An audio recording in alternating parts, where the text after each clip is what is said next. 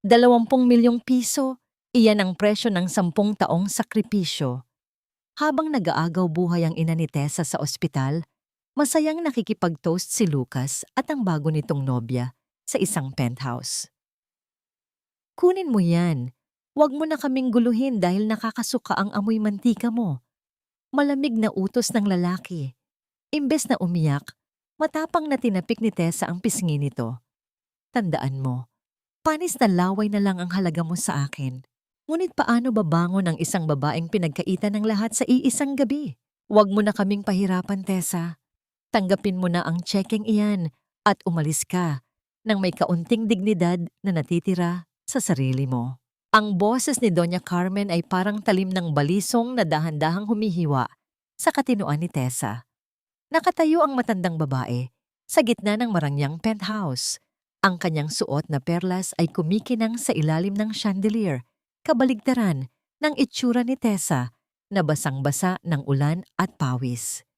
Sa tabi ng matanda, nakatayo si Lucas, ang lalaking minahal ni Tessa sa loob ng 10 taon, ang lalaking sinamahan na niya noong wala pa itong kahit isang kusing sa bulsa. Ngunit ngayon, hindi man lang makatingin nang diretso si Lucas sa kanyang mga mata. Ang kanyang mga kamay ay protektadong nakapulupot sa baywang ni Bella, isang babaeng mukhang porselana ang kutis at walang bahid ng hirap ang mga daliri. Lucas, anibersaryo natin ngayon. Ang boses ni Tessa ay halos pabulong, gumaralgal sa bigat ng emosyong pilit niyang itinatago. Nagluto ako ng paborito mong kare-kare. Dinala ko rito dahil akala ko nakalimutan mo lang tumawag dahil sa sobrang busy mo sa opisina. Dahan-dahang ibinaba ni Tessa ang paningin sa kanyang mga kamay. Hawak-hawak niya ang isang lumang palayok na binalot sa telang katsa upang mapanatili ang init ng pagkain. Ang kanyang mga daliri ay may mga bakas ng paltos at hiwa, mga sugat na nakuha niya sa kusina habang inihahanda ang bawat sangkap ng may pag-ibig. Ang amoy ng mani at bagoong ay unti-unting kumakalat sa malamig. At banyaga ang amoy na penthouse, isang amoy na tila isang malaking insulto para sa mga taong nasa harap niya. Tessa, please, look at yourself. Ang malamig na dugtong ni Lucas, ang kanyang boses ay wala ng bakas ng pagmamahal na dati ay nagpapainit sa puso ni Tessa. Hindi ka ba napapagod? Mula umaga hanggang gabi, amoy bawang at sibuyas ka. I am the CEO of Valderrama Group now. Kailangan ko ng asawang kayang humarap sa mga investor, hindi yung laging mukhang katulong na galing sa palengke. Bella is the right fit for my world. She is sophisticated, educated, and most importantly, she doesn't smell like a kitchen. Kasabay ng bawat salitang binitawan ni Lucas, naramdaman ni Tessa ang paghinto ng pintig ng kanyang mundo. Ang hangin sa loob ng silid ay tila naging malapot na lason na mahirap lang hapin. Naramdaman niya ang pamamanhid ng kanyang mga daliri. Ang palayok na kanina ay tila magaan dahil sa pag-ibig na nakahalo sa pagkain ay biglang naging kasing bigat ng isang malaking bato. Ang palayok na puno ng pagmamahal ay dahan-dahang nadulas mula sa kanyang nanginginig na mga kamay. Humalik ito sa makintab na sahig na gawa sa mamahaling marmol. Ang lupang luwad ay nabasag sa libo-libong piraso, kumalat ang kulay kahel na sabaw ng kare-kare sa paanan ng mamahaling sapatos ni Lucas at Bella. Ang ingay ng pagkabasag ay tila isang hudyat ng tuluyang pagkadurog ng puso ni Tessa. Ngunit kahit isang hikbi ay walang lumabas sa kanyang labi. Ang kanyang lalamunan ay tuyong-tuyo. Tila may malaking bara na pumipigil sa anumang tunog. Oh, tignan mo, kay dumi mong kumilos, Tessa. Wala ka talagang pinag-aralan. Sigaw ni Doña Carmen habang mabilis na hinila palayo si Bella upang hindi matalsikan ng sabaw.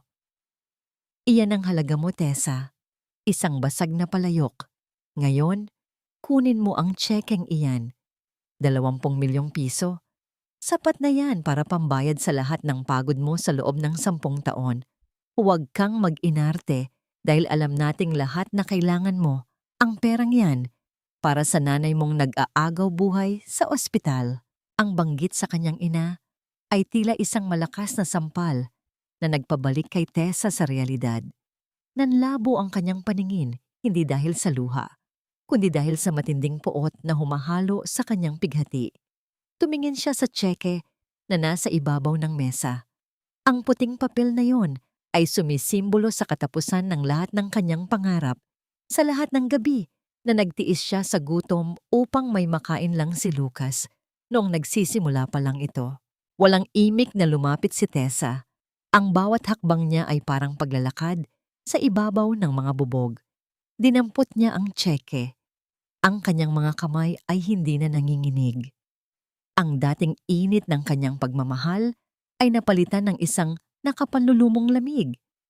Tiningnan niya si Lucas sa huling pagkakataon. Nakita niya ang isang estranghero, isang lalaking nilamon na ng kapangyarihan at yaman, isang lalaking nakalimot na sa lasa ng tunay na katapatan. Salamat sa 20 milyon, Lucas. Ang boses ni Tessa ay naging kasing talim ng yelo, tuyo at walang emosyon. Salamat dahil sa wakas, ipinakita niyo sa akin kung magkano ang halaga ng isang taong walang kaluluwa. Tandaan mo ang araw na ito, dahil ang bawat sentimo ng perang ito ay ibabalik ko sa inyo kasama ang lahat ng pait na ipinatikim niyo sa akin. Tumalikod si Tessa nang hindi lumuluha sa harap nila. Paglabas niya ng penthouse, sinalubong siya ng malakas na buhos ng ulan at ang nakabibinging dagundong ng kulog sa kalangitan. Ang tubig ay mabilis na nagpabasa sa kanyang manipis na damit. Tila tinatangkang hugasan ang amoy ng kusina na labis na kinasusuklaman ni Lucas. Ngunit sa gitna ng lamig, naramdaman niya ang pag-vibrate ng kanyang lumang telepono sa loob ng bulsa. Sa panginginig ng kamay, sinagot niya ang tawag. Hello? Si Tessa Makalintal po ba ito? Mula po ito sa St. Jude Hospital. Ma'am, kailangan niyo pong pumunta rito agad. Ang inyong ina, itinigil na po namin ang resuscitation. I'm sorry, ma'am, but we lost her. Nanigas si Tessa sa gitna ng kalsada. Ang tsekeng hawak niya ay nabasa na ng ulan, nalukot sa higpit ng kanyang pagkakahawak. Ang tanging dahilan kung bakit niya nilunok ang kanyang dangal ay nawala na rin sa loob ng isang iglap. Ang langit ay tila nakikiramay sa kanya sa pamamagitan ng walang tigil na pagluha ng ulan. Saan napunta ang 10 taon ng kanyang buhay? Ang pag-ibig na akala niya ay kasing tibay ng bakal ay naging abo, at ang tanging taong nagmamahal sa kanya ng totoo ay kinuha na rin ng tadhana. Sa gitna ng dilim at lamig ng gabi, nakatayo si Tessa na mag-isa, basag, at walang kahit anong natitira, kundi ang tsekeng punit-punit at ang pusong wala nang nararamdaman, kundi ang huling tibok ng puot. Paano ba magsisimulang muli ang isang taong ang tanging alam na paraan ng pagmamahal ay ang magsilbi sa iba, kung ang lahat ng pinagsilbihan niya ay tinalikuran na siya? Ang bawat hakbang ni Tessa sa pasilyo ng ospital ay tila paglakad sa isang walang katapusang panaginip. Hawak niya ang lukot na tseke, ang papel na dapat sana ay nagligtas sa kanyang ina, ngunit ngayon ay isa na lamang itong paalala ng kanyang kabiguan. Ang amoy ng disinfectant at ang malamig na hangin ng aircon ay tila nanunuot sa kanyang mga buto, nagpaparamdam sa kanya kung gaano siya kasing lamig at kasing walang buhay ng katawang iniwan niya sa loob ng ICU. Ma'am, kailangan na po nating ayusin ang mga papeles at ang settlement ng bills. Ang mahinang boses ng nurse ay tila galing sa malayo. Dahan-dahang itinaas ni Tessa ang kanyang kamay at iniabot ang tseke ni Lucas. Naramdaman niya ang matitinding tingin ng mga tao sa paligid. Siguro ay iniisip nila kung saan kumuha Ana ang isang babaeng mukhang basahan ng ganoon kalaking halaga. Gusto niyang isigaw na ang perang iyan ay bayad sa 10 taon ng kanyang buhay na ninakaw, dinuraan at itinapon. Ngunit nanatiling tikom ang kanyang bibig. Ang kanyang dangal ay matagal nang nadurog kasabay ng palayok sa sahig ng penthouse ni Lucas at ngayon, ang tanging mahalaga na lang ay mabigyan ng maayos na himlayan ang kanyang ina. Lumipas ang mga araw na parang isang malabong anino. Pagkatapos ng libing, naiwan si Tessa sa kanilang maliit at lumang inuupahang kwarto. Ang katahimikan ay nakabibingi. Wala na ang ubo ng kanyang ina. Wala na ang mahinang boses nito na nagpapasalamat sa tuwing sinusubuan niya ito ng lugaw. Ang tanging naiwan ay ang amoy ng luma at unti-unting nabubulok na kahoy. Tumayo si Tessa at tiningnan ang kanyang sarili sa basag na salamin. Ang kanyang mga mata ay lubog. Ang kanyang balat ay maputla. Ngunit may isang bagay na nagbago. Ang dating maamong ningning ng kanyang mga mata ay napalitan ng isang matigas at determinadong kislap. Hindi siya pwedeng mamatay sa lungkot. Hindi siya pwedeng hayaang maging tama si Lucas at Doña Carmen na wala siyang silbi kung wala sila. Gamit ang natitirang pera mula sa tseke, nagsimulang maglakad si Tessa sa mga eskinita ng Maynila. Naghahanap siya ng isang lugar na hindi marangya. Isang lugar kung saan ang mga tao ay nagtatrabaho ng marangal para sa kanilang kakainin. Doon niya nahanap ang isang maliit at abandonadong pwesto sa kanto ng isang busy na kalsada. Puno ito ng alikabok. Ang mga dingding ay may mga bakas ng lumang uling at ang bubong ay may ilang butas. Dito ako magsisimula, bulong niya sa sarili. Sa loob ng isang linggo, mag-isa niyang nilinis ang lugar. Walang katulong, walang mamahaling gamit. Ang kanyang mga kamay na dati ay nagluluto para sa mga mayayaman ay ngayon ay humahawak ng walis, basahan at pintura. Bawat kuskos niya sa sahig ay tila pagbubura sa mga masasakit na salita ni Lucas. Bawat pako na ibinabaon niya sa dingding ay tila pagpapatatag sa kanyang sariling pundasyon. Pinangalanan niya ang maliit na karinderya na kusina ni Elena bilang pagpupugay sa kanyang ina. Dumating ang unang araw ng pagbubukas. Nakasuot si Tessa ng isang malinis ngunit kupas na apron. Nagluto siya ng pinakamasarap na adobo at sinigang, ang mga putahing itinuro sa kanya ng kanyang ina.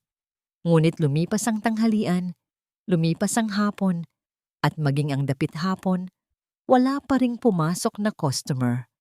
Ang mga tao ay naglalakad lang sa tapat, tinitingnan ang kanyang maliit na tindahan ng may pag-aalinlangan bago tumuloy sa mas malalaki at mas maliliwanag na kainan. Sumapit ang gabi at nagsimulang pumatak ang ulan.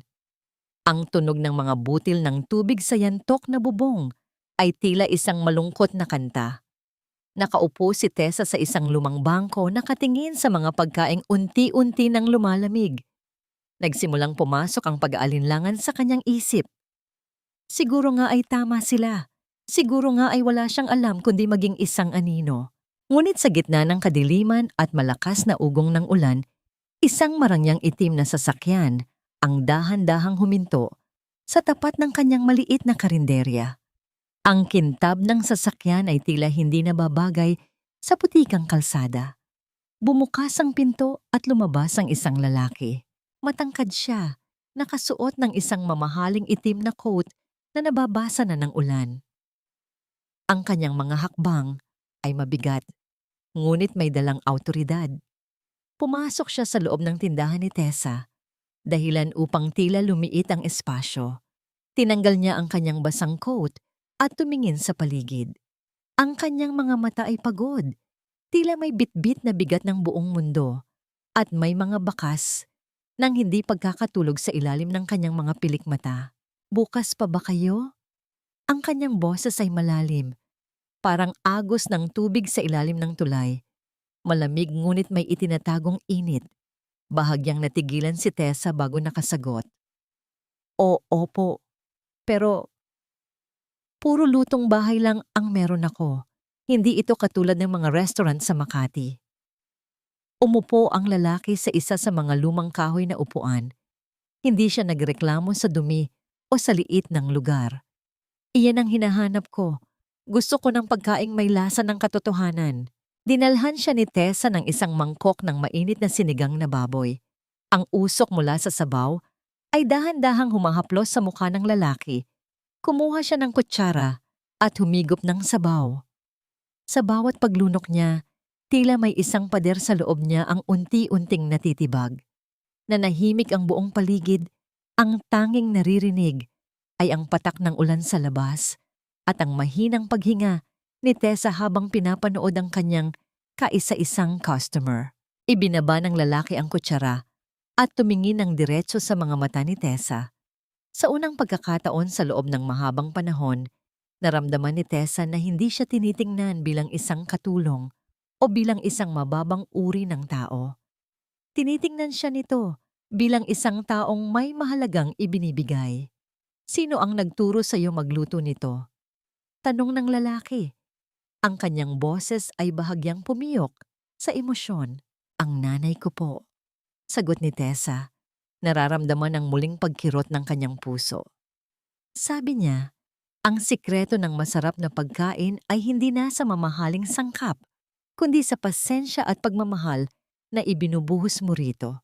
Tumango ang lalaki at muling nagpatuloy sa pagkain. Hindi siya nagmadali.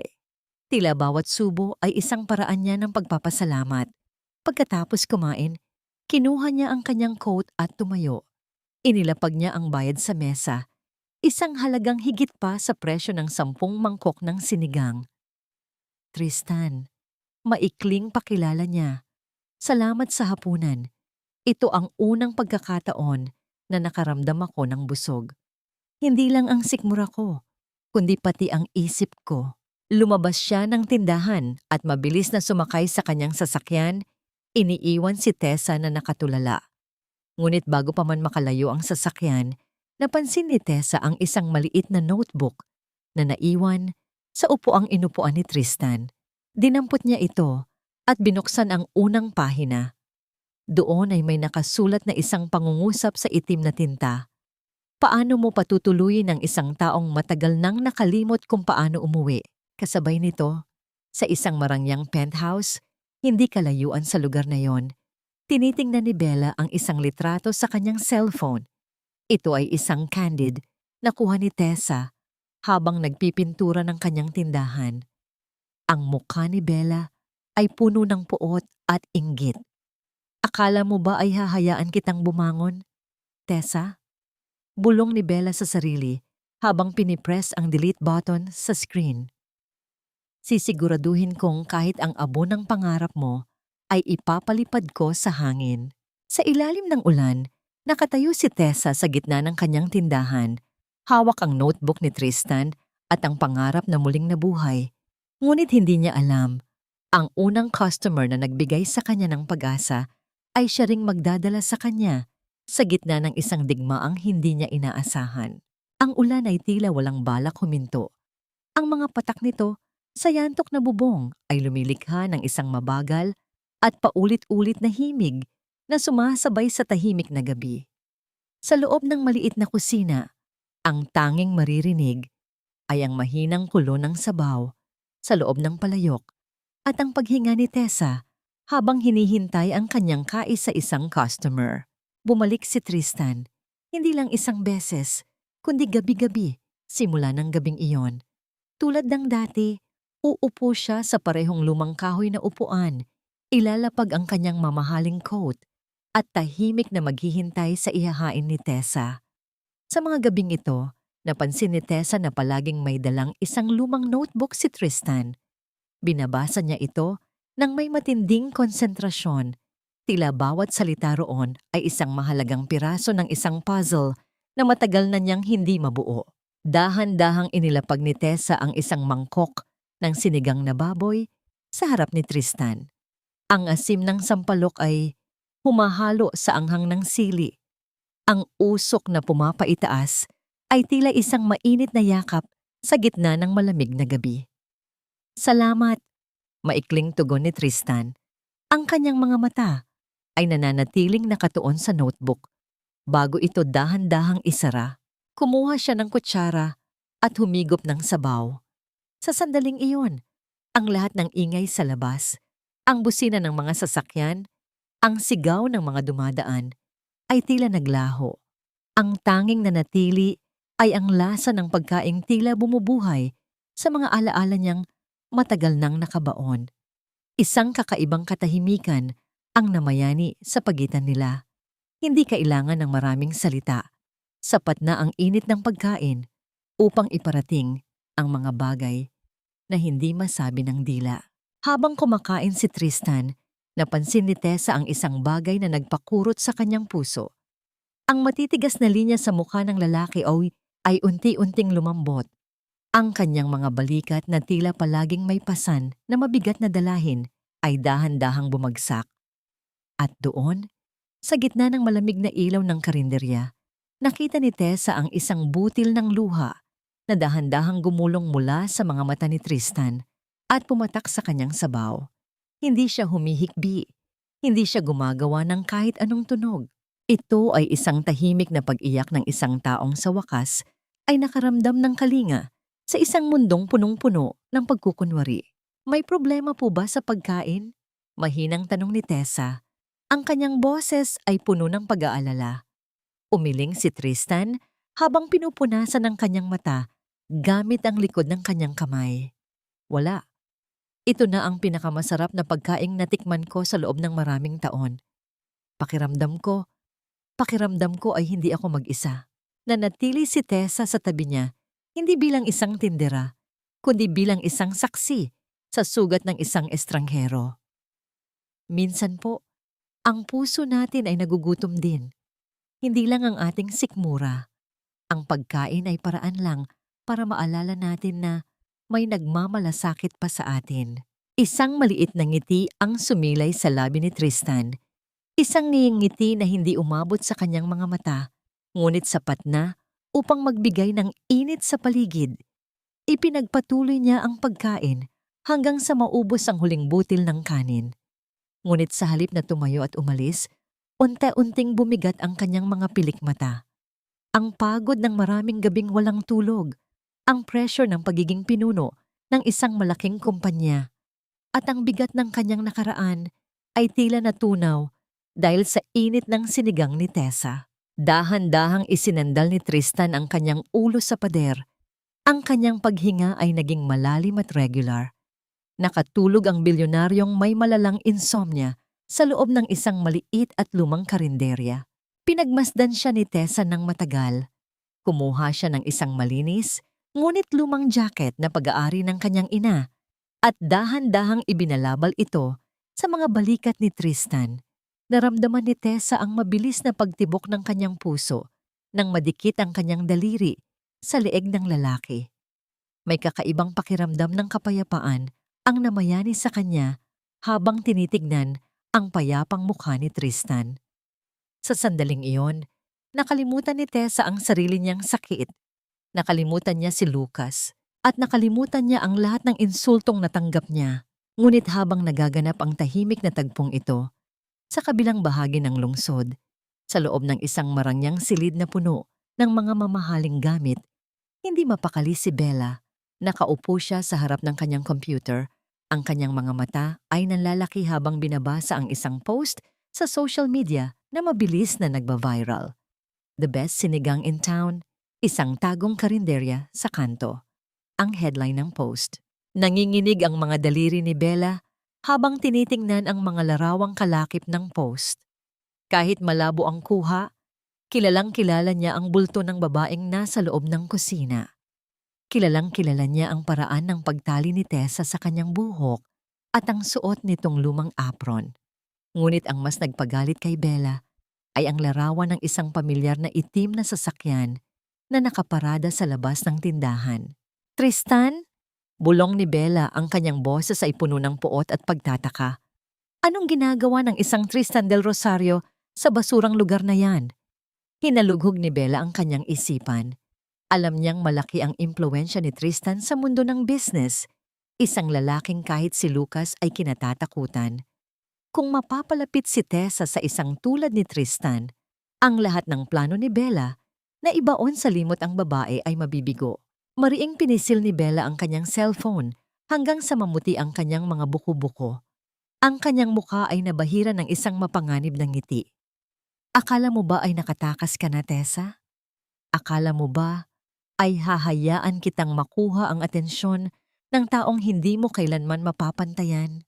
Kumuha si Bella ng isang pirasong papel at isinulat ang address ng tindahan ni Tessa. Ang bawat titik ay madiin. Tila bawat guhit ay isang sumpa.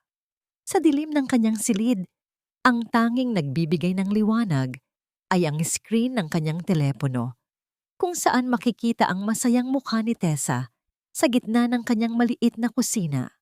Sisiguraduhin kong sa susunod na ulan, hindi lang ang palayok mo ang mababasag, kundi pati ang natitira mong pag-asa. Banta ni Bella sa hangin. Samantala, sa loob ng karinderya, nagising si Tristan ng madaling araw na.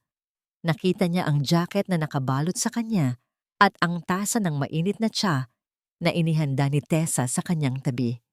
Tumingin siya kay Tessa na noon ay abala na sa paghahanda para sa susunod na araw. Walang salitang binitawan si Tristan, ngunit bago siya lumabas, nag-iwan siya ng isang maliit na piraso ng papel sa ilalim ng tasa ng tsa.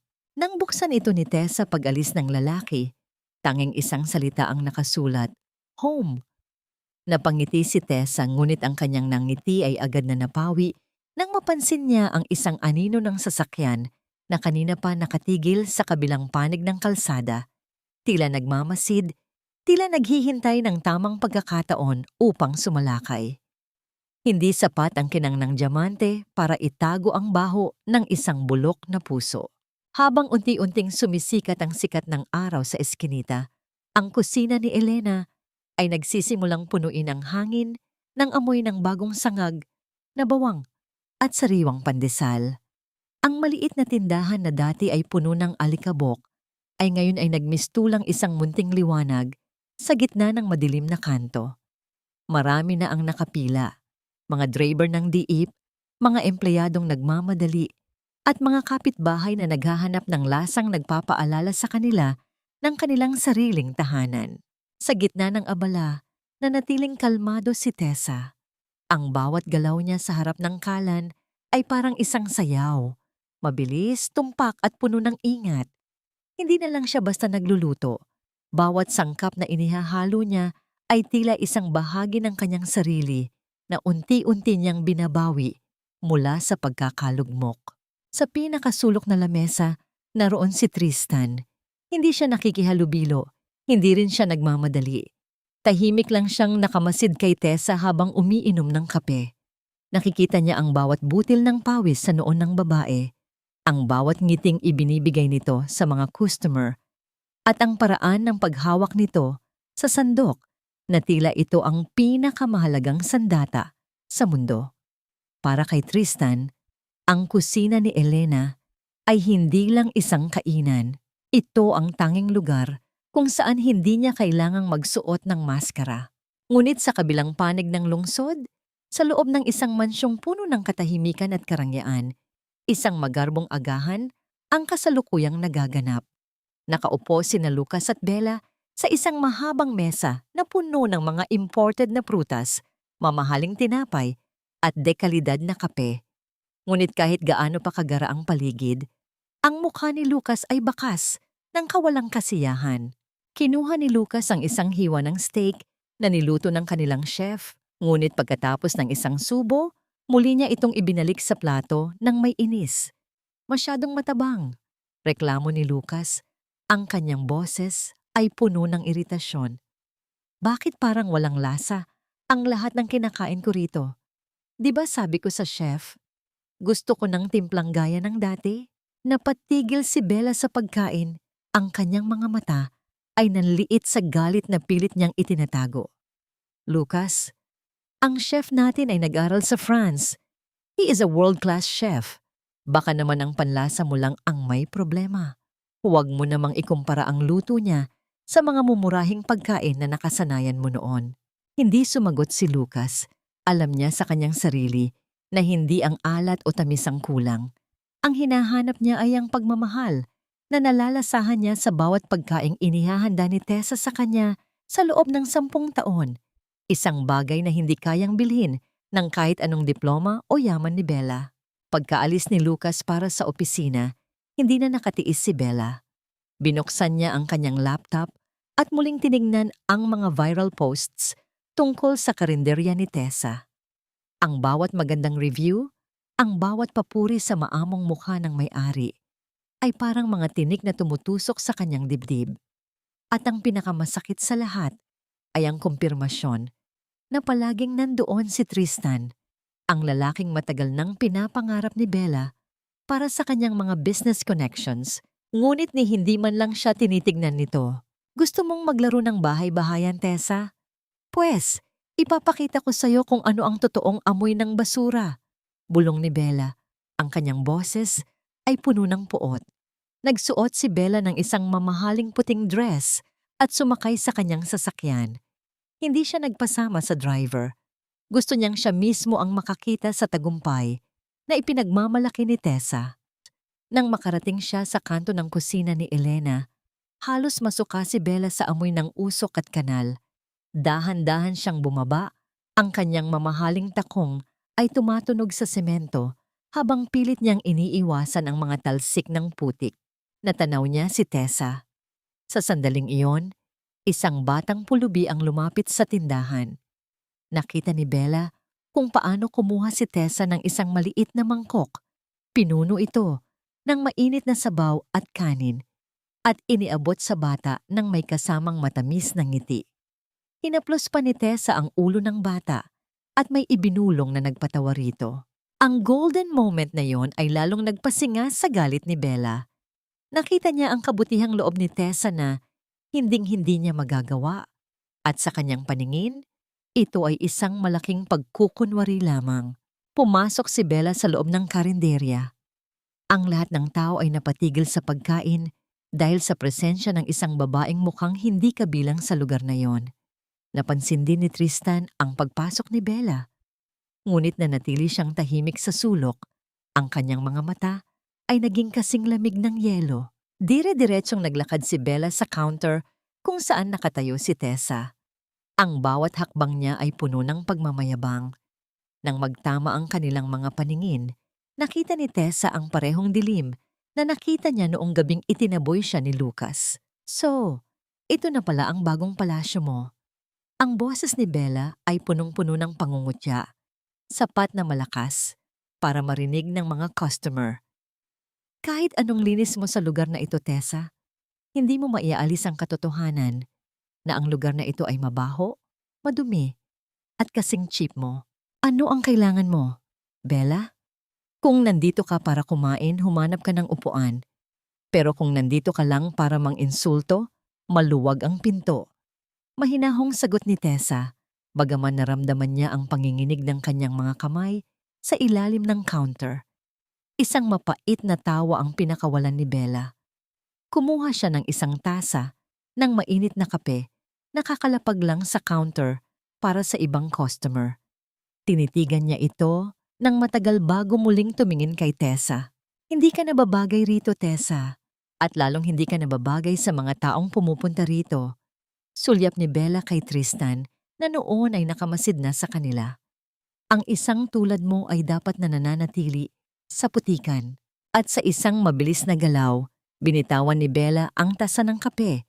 Hindi ito simpleng pagkakalaglag. Sinadya niyang itapon ang laman nito ng pabalagbag.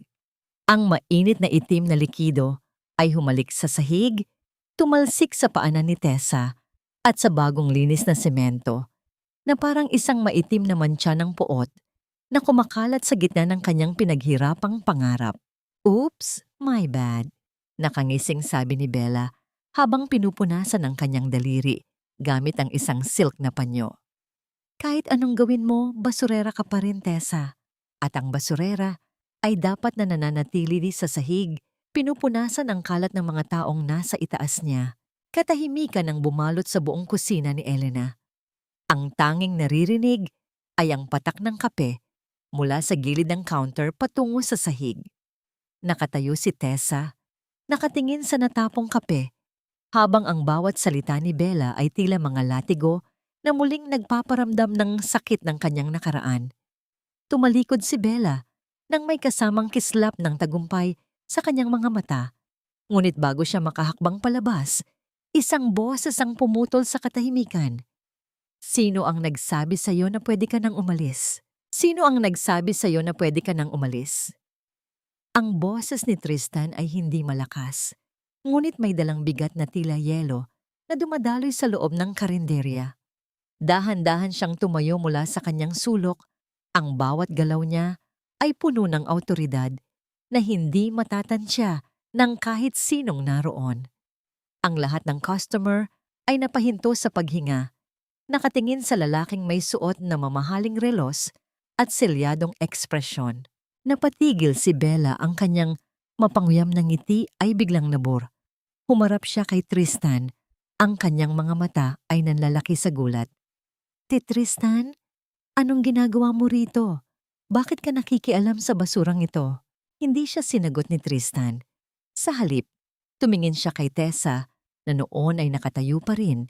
Ang mga mata ay nakapako sa natapong kape sa sahig.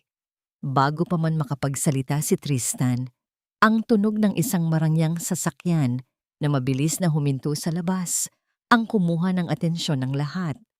Ang pagbukas at pagsara ng pinto ng kotse ay mabilis at marahas. Pumasok sa loob ng kusina ni Elena si Doña Carmen. Ang kanyang mukha ay puno ng pait. Ang kanyang mga mata ay nag-aapoy sa galit habang nakatingin kay Tessa. Ang presensya niya ay tila isang lason na kumakalat sa hangin, mas matindi pa sa ginawang pangiinsulto ni Bella. Ito na ba ang bunga ng 20 milyong piso na kinuha mo sa amin, Tessa? Ang boses ni Doña Carmen ay puno ng puot. Ang bawat salita ay may dalang panghahamak. Ginamit mo ang pera namin para magtayo ng isang hamak na kainan sa kalsada. Ang kapal ng mukha mong tumayo rito na parang isang malinis na tao pagkatapos mong pagpirahan ng anak ko. Naramdaman ni Tessa ang panunuyo ng kanyang lalamunan. Ang bawat salita ni Doña Carmen ay tila mga kuko na kumakalkal sa kanyang pinakasariwang sugat. Ginamit ko ang perang yon para sa nanay ko, Doña Carmen. Alam niyo yan. At ano ngayon? Namatay pa rin siya? Hindi ba? Isang malupit na tawa ang pinakawalan ng matanda. Binili mo ang huling hininga ng nanay mo gamit ang perang nakuha mo sa panlilimos sa pamilya namin. Isang utang na loob na kailanman ay hindi mo mababayaran. Kaya huwag kang mag-inarte na parang biktima ka rito. Kahit anong gawin mong paglilinis sa lugar na ito, ang bawat butil ng kanin na isinusubo mo ay galing sa amin. Ang ngayon na injustice engine ay nagsimulang gumana sa puso ni Tessa. Naramdaman niya ang panginginig ng kanyang buong katawan, hindi dahil sa takot, kundi dahil sa matinding kawalang katarungan. Nakita niya ang mga customer na unti-unting tumatayo at lumalabas. Ang iba ay may awa sa mata. Ang iba naman ay may halong pandidiri dahil sa mga akusasyong narinig. Ang kusina ni Elena na puno ng buhay kanina ay biglang naging malamig at mapanglaw. Nanatiling tahimik si Tessa. Ang kanyang mga kamao ay nakakuyom hanggang sa mamuti ang kanyang mga daliri. Gusto niyang sumigaw. Gusto niyang itapon ang lahat ng gamit niya sa dalawang babaeng nasa harap niya. Ngunit ang imahe ng kanyang ina ay muling sumagi sa kanyang isipan. Huwag kang bababa sa antas nila, Tessa. Parang naririnig niyang bulong nito. Sa gitna ng katahimikan, isang hindi inaasahang tunog ang namayani. Ang tunog ng isang mop na kinakaladkad sa semento. Lahat ay napatingin kay Tristan. Dinampot niya ang mop mula sa sulok, lumakad siya sa gitna ng tindahan, at sa harap ni Bella at Doña Carmen, dahan-dahan niyang sinimulang linisin ang natapong kape sa sahig. Walang pag-aalinlangan, walang bahid ng hiya sa kanyang mukha. Isang bilyonaryong real estate magnate ang naglilinis ng sahig ng isang maliit na karinderya. Ano ang ginagawa mo, Tristan? Sigaw ni Bella, ang kanyang boses ay pumiyok sa sobrang pagkabigla. Bakit ka nagpapakababa para sa babaeng ito? Tumigil si Tristan sa paglilinis at tumingin ng diretso kay Doña Carmen. Ang kanyang mga mata ay nanatiling kalmado, ngunit may dalang nakapangingilabot na lamig. Ang dumi sa sahig ay madaling linisin, Doña Carmen, pero ang dumi sa bibig at sa puso, iyan ang mahirap tanggalin. Binitawan ni Tristan ang mop at lumapit ng isang hakbang sa matandang babae. Napansin ni Doña Carmen ang isang malaking singsing na may kakaibang disenyo sa daliri ni Tristan. Ang kanyang mga mata ay nanlaki. Ang kanyang mukha ay biglang nawalan ng kulay at tila nakakita siya ng isang multo mula sa kanyang nakaraan. Kay ikaw! Nauutal na sabi ni Doña Carmen. Ang kanyang kamay ay napahawak sa kanyang dibdib. Paano mo nakuha ang singsing na yan? Hindi siya sinagot ni Tristan. Sa halip, ang kanyang boses ay naging mas malalim at mas mapanganib. Umalis na kayo rito bago ko pa maalala kung paano nyo itinapon ang isang mahalagang bagay sa buhay nyo. 10 taon na ang nakalilipas. At tandaan nyo ito, ang bawat sentimong ibinayad ni Tessa sa inyo ay higit pa sa sapat para bilhin ang katahimikan nyo. Huwag nyo na siyang muling gagambalain sa lugar na ito. Dahil sa takot at sa bigat ng presensya ni Tristan, mabilis na hinila ni Doña Carmen si Bella palaba. Ang tunog ng kanilang mabilis na pag-alis ng sasakyan ay tila isang hudyat ng pansamantalang kapayapaan. Naiwang mag-isa, sina Tessa at Tristan sa gitna ng nagulong tindahan. Ang katahimikan ay naging mabigat. Tumingin si Tessa sa malinis na sahig, pagkatapos ay sa lalaking nagligtas sa kanyang dangal sa paraang hindi niya inaasahan. Naramdaman ni Tessa ang biglang pag-ikot ng paligid. Ang lahat ng pagod, ang lahat ng sakit ng mga nakaraang araw, at ang bigat ng mga salitang ibinato sa kanya ay tila sabay-sabay na sumabog sa loob ng kanyang dibdib. Ang kanyang paningin ay nagdilim. Ang kanyang mga tuhod ay tuluyang bumigay. Tessa! Bago pa man tumama ang katawan ni Tessa sa matigas na semento, naramdaman niya ang isang pares ng matitibay at mainit na braso na sumalo sa kanya. Ang amoy ng mamahaling pabango ni Tristan na humahalo sa amoy ng ulan at kape, ang huli niyang naramdaman bago tuluyang lamunin ng dilim ang kanyang malay. Nakatitig si Tristan sa maputlang mukha ni Tessa na ngayon ay nakasandal sa kanyang dibdib. Ang kanyang mga mata ay hindi na malamig, kundi puno ng isang emosyong matagal na niyang ibinaon, ang pagnanais na protektahan ang isang taong mundong-mundo ang turing sa kanya. Ang pakiramdam ng paglutang sa gitna ng isang madilim at tahimik na dagat, ang dahan-dahang gumising sa katinoan ni Tessa. Unti-unti niyang iminulat ang kanyang mga mata at ang unang bumati sa kanya ay ang pamilyar na kisame ng kanyang maliit na silid sa likod ng karinderya. Ngunit may kakaiba. Ang amoy ng luma at tuyong kahoy ay napalitan ng isang bango na hindi kabilang sa kanyang mundo. Ang amoy ng sandalwood at sariwang ulan, ang bango ni Tristan. Sinubukan ni Tessa na bumangon, ngunit naramdaman niya ang matinding bigat sa kanyang katawan. Isang mainit at matibay na kamay ang dahan-dahang pumigil sa kanya. Huwag ka munang kumilos.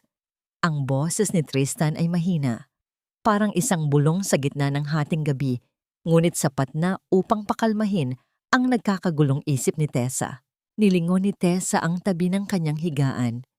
Naroon si Tristan, nakaupo sa isang lumang silya na tila anumang oras ay bibigay sa bigat ng lalaki. Ang kanyang mamahaling coat ay nakasampay sa gilid, at ang kanyang mga manggas ay nakatupi hanggang sa siko.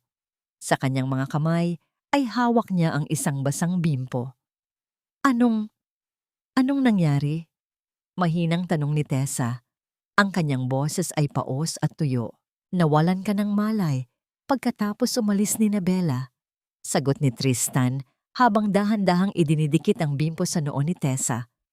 Ang lamig ng tubig ay nagbigay ng panandaliang ginhawa sa mainit na pakiramdam ng babae. Sabi ng doktor na tinawagan ko. Sobrang pagod at stress lang ito. Kailangan mo ng pahinga, Tessa. Sa sandaling iyon, ang lahat ng alaala ng hapon na yon ay muling bumalik sa isipan ni Tessa. Ang mga mapanghamak na salita ni Doña Carmen, ang natapong kape ni Bella, at ang sakit ng katotohanang kahit kailan ay hindi siya naging sapat para sa pamilyang pinagsilbihan niya. Ang mga luha na kanina pa niya pinipigil ay biglang naglandas sa kanyang mga pisngi. Hindi siya humihikbi, Ngunit ang bawat patak ay may dalang bigat ng 10 taon ng pagtitiis. Hindi nagsalita si Tristan. Hindi siya nagbigay ng mga gasgas na payo o pilit na pinalakas ang loob ni Tessa. Sa halip, dahan-dahan siyang lumapit at hinayaan si Tessa na sumandal sa kanyang balikat. Sa gitna ng katahimikan ng silid, ang tanging naririnig ay ang mahinang paghinga ni Tristan at ang tunog ng ulan na tila bumubulong sa labas. Naramdaman ni Tessa ang higpit ng yakap ni Tristan, isang yakap na hindi humihingi ng kapalit, isang yakap na nagpaparamdam na, sa unang pagkakataon, may isang taong handang maging pader niya sa gitna ng unos. Ang bangon ng lalaki ay tila isang gamot na dahan-dahang nagpapatulog sa kanyang sakit. "Bakit mo ginagawa ito, Tristan?" Bulong ni Tessa sa gitna ng kanyang pagluha. "Isa lang akong hamak na tagaluto. Wala akong maibibigay sa iyo na kahit ano." Bahagyang lumayo si Tristan upang tingnan ng diretso si Tessa sa mga mata. Ang kanyang mga kamay ay nanatiling nakahawak sa mga balikat ng babae. Tila pinipigilan itong muling mawasak. "Hindi ko kailangan ng kahit ano mula sa iyo, Tessa." Ang kanyang boses ay puno ng katapatan. "Sa mundong kinagagalawan ko, lahat ng tao ay may presyo. Lahat ay may kailangang makuha. Pero sa tuwing pumupunta ako rito, sa tuwing kinakain ko ang niluluto mo, nararamdaman ko ang isang bagay na hindi kayang bilhin ng pera. Nararamdaman ko ang katotohanan." Kinuha ni Tristan ang kanyang mamahaling panyo mula sa bulsa at dahan-dahang pinunasan ng pawis at luha sa noo ni Tessa. Ang kanyang bawat galaw ay puno ng pag-iingat, tila isang mamahaling porselana ang kanyang hawak. Ang golden moment na ito ay nagbigay kay Tessa ng isang kakaibang init sa kanyang dibdib. Isang pakiramdam na matagal na niyang kinalimutan. Ang pakiramdam na siya ay pinapahalagahan. "Si Lucas, binigay ko ang lahat sa kanya." Pagpapatuloy ni Tessa, ang kanyang boses ay puno ng pait. "Pero para sa kanila, amoy sibuyas lang ako. Isang basahan na pwedeng itapon kapag nakabili na sila ng bago." "Maling tao ang tumingin sa iyo, Tessa," sagot ni Tristan. Ang kanyang mga mata ay naging sapat na matalim para saktan ang sinumang lalaking nagpaiyak sa babaeng nasa harap niya. "Ang amoy ng kusina sa iyo ay hindi amoy ng basura. Ito ay amoy ng pag-ibig, ng sakripisyo, at ng tahanan. At ang mga taong hindi nakakaunawa noon ay hindi karapat-dapat sa kahit isang butil ng kanin na niluto mo." Nanatili silang magkatabi ng matagal na panahon. Walang mali siya, walang pagmamadali.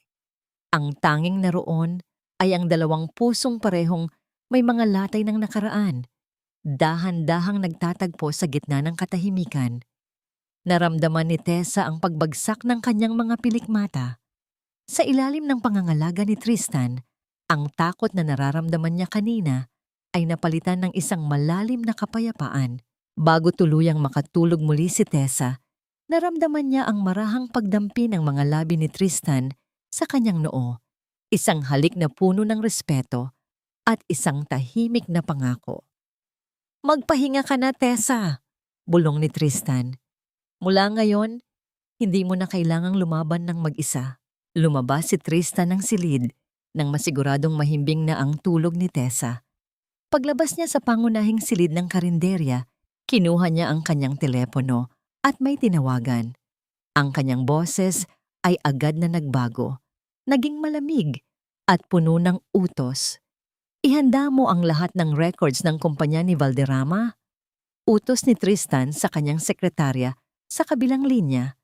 "At ang lupa kung saan nakatayo ang restaurant nila. Alamin mo kung sino ang may-ari. Gusto ko ng report bago sumikat ang araw." Ibinaba ni Tristan ang telepono at tumingin sa labas ng bintana. Ang ulan ay tumila na.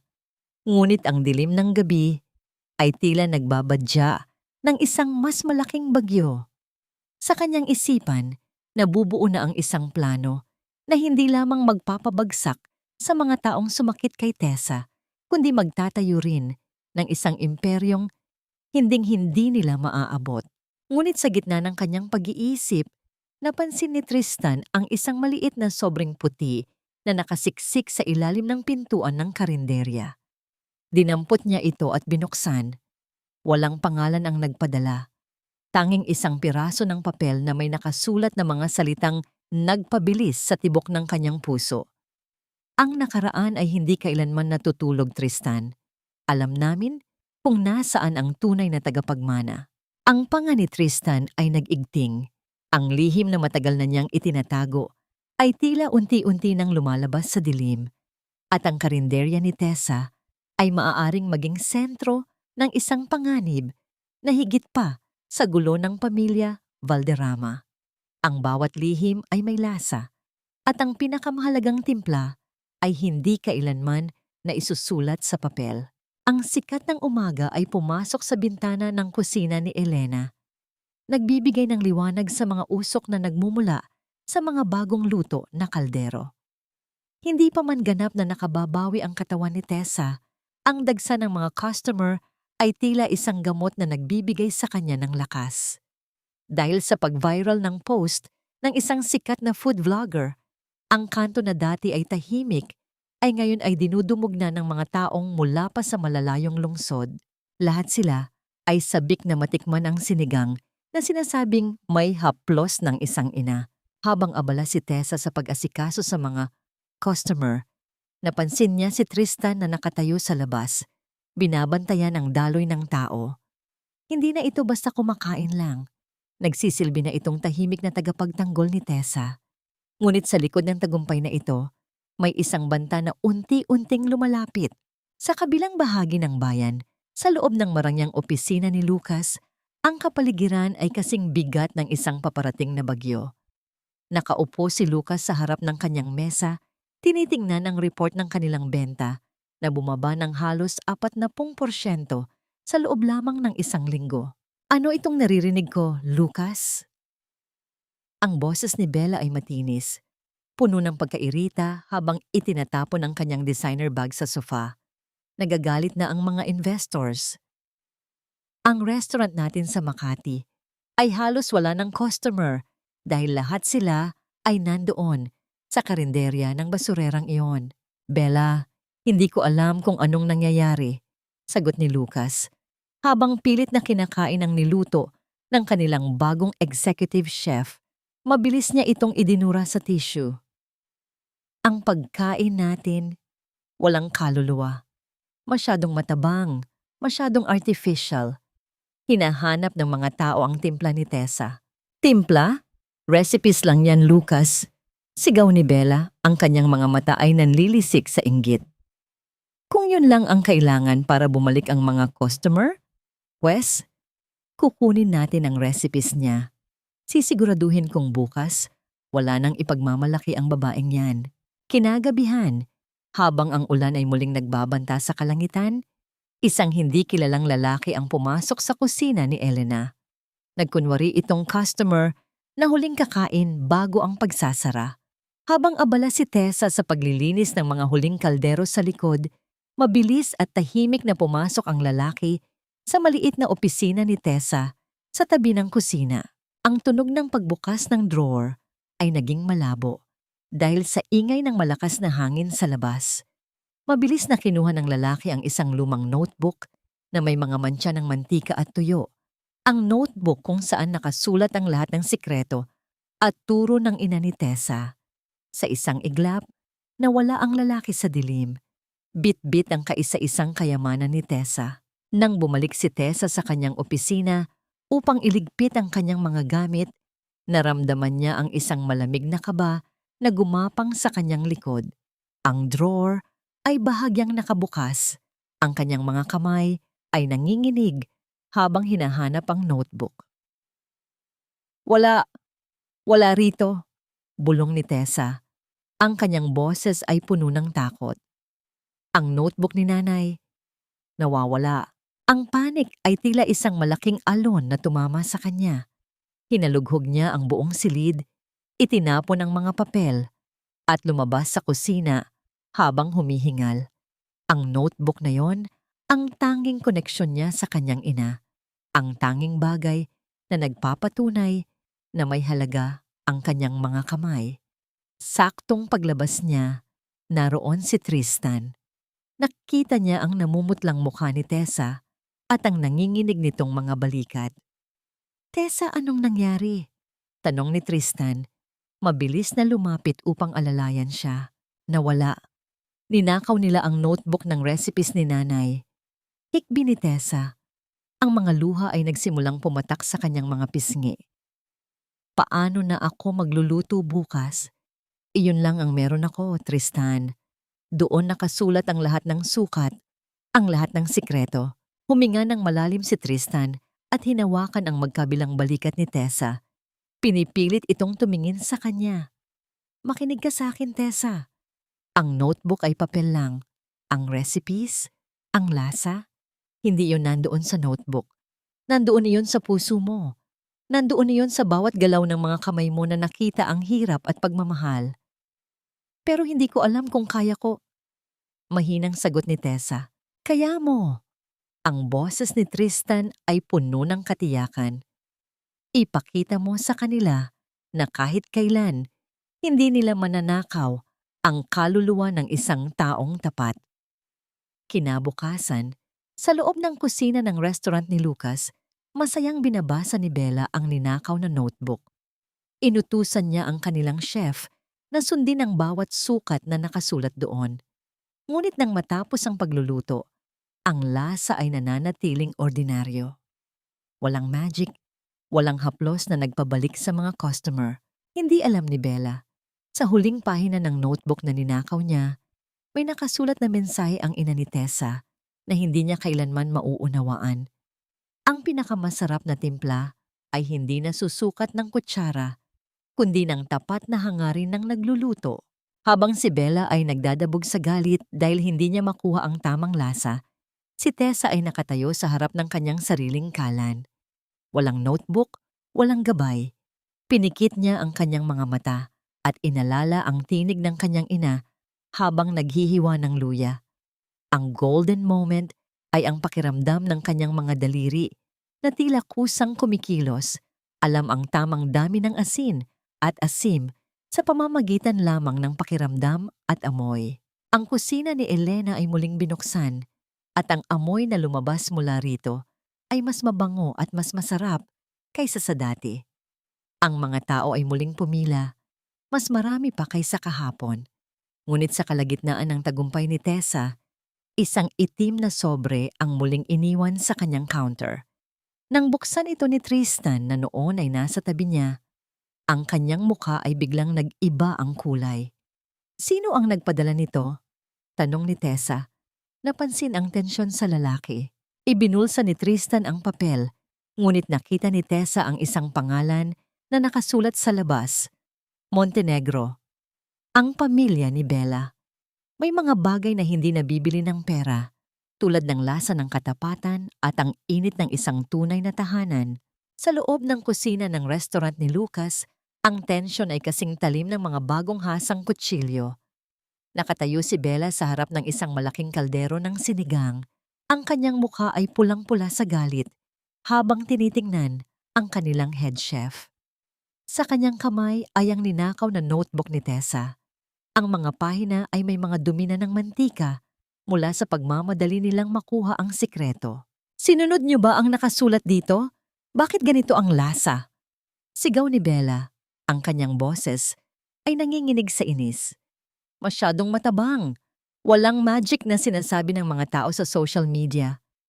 "Ma'am, sinunod po namin ang bawat gramo ng sukat." Paliwanag ng chef habang pinupunasan ang pawis sa noo. "Pero pinapalitan niyo po ang mga sariwang sangkap ng mga instant powders para makatipid sa budget. Ang sabi niyo, pareho lang ang lasa niyon. Dahil business ito." Bulyaw ni Bella bago ibagsak ang notebook sa counter. Ang tunog ng pagtama ng papel sa bakal ay tila isang hudyat ng kanilang pagkatalo. "Gawan niyo ng paraan. Hindi pwedeng mas sikat ang karinderya ng basurerang yon kaysa sa restaurant na ito." Habang nagkakagulo ang mga tao ni Bella, sa labas ng kusina ni Elena, ang sikat ng hapon ay nagbibigay ng isang ginintuang liwanag sa paligid. Ang dagsa ng tao ay hindi humihinto. Sa kabila ng pagkawala ng kanyang notebook, Si Tessa ay mas naging kampante. Nakikita niya ang bawat ngiti ng mga customer at ang bawat pasasalamat pagkatapos kumain, at iyon ang nagpapatunay sa kanya na ang tunay na ginto ay hindi ninanakaw kundi pinaghihirapan. Sa loob ng isang madilim na sasakyan na nakaparada sa kabilang kalsada, nakaupo si Lucas. Pinapanood niya ang lahat mula sa malayo. Nakita niya ang kanyang dating asawa. Ang babaeng dati ay nakayuko lang sa kusina. Ang babaeng laging amoy bawang at pawis. Ngayon ay tila isang reyna sa gitna ng kanyang sariling kaharian. Rumarami ang mga customer, maayos ang daloy ng trabaho, at higit sa lahat, nakikita ni Lucas ang isang bagay na matagal nang nawala kay Tessa noong kasama pa siya. Ang tunay na kaligayahan, ngunit ang mas nagpakulo sa dugo ni Lucas ay ang lalaking laging nasa tabi ni Tessa. Nakita niya si Tristan na tumutulong sa pag-aayos ng mga mesa. Nakita niya kung paano haplusin ni Tristan ang likod ni Tessa sa tuwing mapapagod ito. At kung paano tumingin ang lalaki sa kanya na parang si Tessa ang pinakamahalagang hiyas sa buong mundo. Isang matinding pagsisisi ang gumapang sa puso ni Lucas. Naalala niya ang mga gabi na hinahain ni Tessa ang mainit na pagkain sa kanya. Ngunit tanging reklamo at panglalait ang ibinibigay niya rito. Ngayon, ang bawat subo ng mamahaling pagkain sa kanyang restaurant ay lasang abo dahil wala na ang taong nagbibigay ng kaluluwa rito. Sa loob ng karinderya, naganap ang isang golden moment na tila na nadya sa nararamdamang inggit ni Lucas. Kumuha si Tristan ng isang kapirasong turon na kinaluluto lang ni Tessa. Dahan-dahan niyang iniabot ito sa bibig ni Tessa habang ang babae ay abala pa rin sa paglilinis ng counter. Tikman mo ito, chef. Masyadong masarap para hindi mo matikman ang sarili mong gawa. Malambing na sabi ni Tristan. Napangiti si Tessa. Isang ngamong ngiting umabot sa kanyang mga mata bago kumagat sa inialok ni Tristan. Ang simpleng galaw na iyon. Ang natural na pag-aalaga ni Tristan at ang tiwalang ibinibigay ni Tessa ay mas lalong nagpatingkad sa pag-iibigang dahan-dahang namumukadkad sa gitna ng hirap. Para sa mga nakakakita, sila ay tila isang pamilyang matagal nang magkasama, mas matatag kaysa sa anumang yaman o titulo. Hindi na nakatiis si Lucas. Ang kanyang inggit ay nauwi sa isang bulag na galit. Binuksan niya ang pinto ng kanyang sasakyan at marahas itong isinara. Ang tunog ng bakal na nagtama ay kumuha ng atensyon ng ilang taong malapit. Dire-diretso siyang naglakad patungo sa tindahan ni Tessa. Ang bawat hakbang niya ay puno ng pagmamayabang na pilit itinatago ang kanyang insecurity. Nang makita ni Tessa ang papalapit na si Lucas, naramdaman niya ang panandaliang pagtigil ng kanyang puso. Ngunit agad din itong napalitan ng isang malamig na determinasyon.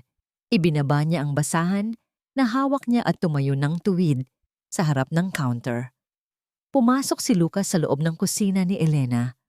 Ang kanyang presensya ay tila isang madilim na ulap na nagpatahimik sa paligid. Tiningnan niya si Tristan nang may matinding hamon bago ibinaling ang kanyang paningin kay Tessa. Anong kailangan mo rito, Lucas? Sabi ko sa'yo, huwag mo na akong muling guguluhin. Ang boses ni Tessa ay matatag, walang bakas ng takot. Isang mapait na tawa ang pinakawalan ni Lucas. Ang kanyang mga mata ay mapula, marahil dahil sa puyat o sa alak na ininom niya bago pumunta rito. Guguluhin? Pumunta ako rito para bawiin ang dapat ay sa akin, Tessa. Akala mo ba ay nakakalimutan ko? Asawa pa rin kita. Ang lahat ng kinikita mo rito, ang lahat ng tagumpay na ipinagmamalaki mo, lahat yan ay nagsimula sa pera ko. Ang asawang tinutukoy mo ay pinatay mo na noong gabing itinapon mo ang palayok ng kare-kare sa paanan mo. Sagot ni Tessa, ang bawat salita ay may dalang bigat ng katotohanan. At ang pera mo, ang 20 milyon, ibinayad ko na yan sa ospital at sa libing ng nanay ko. Wala akong utang sa iyo, Lucas. Wala na. Hindi mo ako pwedeng talikuran ng ganyan lang. Sigaw ni Lucas, lalong lumapit kay Tessa at tinangkang hawakan ang braso nito. Ngunit bago pa man dumampi ang kamay ni Lucas kay Tessa, isang matibay na kamay ang humarang sa kanya. Si Tristan. Ang kanyang pagkakahawak sa braso ni Lucas ay kasing higpit ng bakal at ang kanyang mga mata ay nananatiling kalmado, ngunit may dalang nakakikilabot na banta. Ang sabi niya, "Asawa mo siya," bulalas ni Lucas habang pilit na kumakawala sa hawak ni Tristan. "Sino ka ba para humarang sa amin?" Tumingin si Tristan kay Lucas, pagkatapos ay kay Tessa, bago muling ibinaling ang paningin sa lalaking nasa harap niya. Ang kanyang boses ay naging kasing lamig ng hating gabi. "Sino ako? Ako ang taong magpapaalala sa iyo na ang gintong itinapon mo sa basura ay isa ng brilyante na hindi mo kailanman muling mahahawakan." Sa gitna ng tensyong yon, biglang tumunog ang telepono ni Lucas. Isang tawag mula kay Bella. Ang boses ni Bella sa kabilang linya ay punong-puno ng takot at hysterical na iyak. "Lucas, bumalik ka rito sa restaurant, ang mga pulis, ang mga health inspectors. Nandito sila. May mga customer na nalason sa kinain nilang sinigang." Nabitawan ni Lucas ang kanyang telepono sa sahig. Ang kanyang mukha ay biglang nawalan ng kulay. Tumingin siya kay Tessa. Pagkatapos ay sa kalderong puno ng mainit na sinigang sa likod nito. Ang fake gold na pilit niyang pinakinangay, sa wakas ay nagpakita ng tunay na kalawang. Ang sugat sa balat ay madaling hilumin, ngunit ang sugat sa dangal ay tila isang lason na dahan-dahang sumisira sa kaluluwa. Naiwang tulala si Lucas sa gitna ng karinderya. Ang kanyang telepono ay nasa sahig pa rin, habang ang boses ni Bella ay patuloy na sumisigaw ng balita tungkol sa pagkalaso ng kanilang mga customer. Ang lahat ng customer ni Tessa ay nakatingin sa kanya ng may panghuhusga at panunoa. Ang CEO na dati ay tinitingala ay ngayon ay mukhang isang basang sisiw na nawala ng direksyon. "Lucas, umalis ka na." Ang boses ni Tessa ay malamig at puno ng pinalidad. "Wala na tayong ugnayan. Ang huling hibla na nagdudugtong sa atin ay naputol na noong gabing mas pinili mo ang pera kaysa sa katapatan. Huwag mo nang gamitin ang salitang asawa dahil hinding-hindi ka naging karapat-dapat sa titulong iyon." Hindi nakakilos si Lucas. Tiningnan niya si Tristan na hanggang ngayon ay hindi pa rin binibitawan ang kanyang braso. Ang matinding presensya ni Tristan ay tila isang pader na hindi niya kailanman matitibag. Ang isang lalaking hindi marunong magpahalaga sa babaeng nagbigay sa kanya ng lahat ay hindi kailanman magiging sapat sa kahit anong rurok ng tagumpay. Ang bulyaw ni Tristan, ang bawat salita ay parang sampal sa mukha ni Lucas. "Umalis ka na, bago ko pa ituring na basura ang presensya mo sa harap ng babaeng mahal ko." Sa gitna ng hiya at galit, mabilis na lumabas si Lucas ng tindahan. Ang tunog ng kanyang mabilis na pagharurot ng sasakyan ay tila isang desperadong pagtakas mula sa katotohanan. Ngunit sa likod ng kanyang pag-alis, isang mas malalim na puot ang nabubuo sa panig ni Bella. Kinagabihan, habang ang buong lungsod ay natutulog na, ang kusina ni Elena ay nababalot ng katahimikan. Ang ulan ay tumitila na, ngunit ang mga anino sa paligid ay tila nagiging mas malalim at mas mapanganib. Tatlong lalaking nakasuot ng itim na bonnet ang dahan-dahang lumapit sa tindahan ni Tessa. May dala silang mga baseball bat at galon ng gasolina, isang regalong ipinadala ni Bella upang tuluyang burahin ang tinik sa kanyang lalamunan. Ang tunog ng pagkawasak ng salamin ng bintana ay bumasag sa katahimikan ng hating gabi. Sinundan ito ng marahas na paghampas ng mga bakal sa mga kahoy na lamesa at upuan. Ang mga kaldero na maingat na inaalagaan ni Tessa ay pinagsisipa at itinapon sa kalsada. Ang bawat sako ng bigas ay hiniwa. Hinayaang kumalat ang mapuputing butil sa gitna ng putikan at dumi. Ngunit ang pinakamasakit sa lahat ay nang makita ng isa sa mga goons ang lumang palayok na nasa ibabaw ng altar ni Tessa. Ang palayok na huling ginamit ng kanyang ina. Sa isang malakas na hampas, ang luwad ay nagkahiwa-hiwalay sa libu-libong piraso. Tila ang huling hininga ng alaala ni Elena ay tuluyan ng naglaho. Nang dumating ang bukang liwayway, dahan-dahang lumakad si Tessa patungo sa kanyang tindahan. Ang kanyang mga hakbang ay biglang huminto. Ang kanyang puso ay tila tumigil sa pagtibok. Ang kusina ni Elena ay wala na. Ang lugar na binuo niya mula sa abo ay muling naging abo. Nakita niya ang kanyang mga pangarap na nakakalat sa sahig, wasak, madumi, at walang buhay. Dahan-dahan siyang lumuhod sa gitna ng guho. Ang kanyang mga kamay ay nanginginig habang pinupulot ang isang piraso ng basag na palayok ng kanyang ina. Walang lumabas na sigaw sa kanyang labi. Ang kanyang iyak ay walang tunog. Isang tahimik na paghagulgol na mas masakit pakinggan kaysa sa kahit anong hiyaw. Ang bawat butil ng bigas sa putikan ay tila mga patak ng kanyang sariling dugo. Sa sandaling iyon, naramdaman ni Tessa na wala na siyang lakas upang bumangon pa. "Tessa!" Ang boses ni Tristan ay puno ng takot habang mabilis itong tumatakbo patungo sa kanya.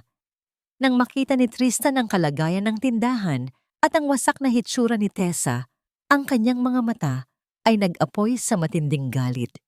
Ngunit bago ang galit, ang nangingibabaw sa kanya ay ang pag-aalala para sa babaeng mahal niya.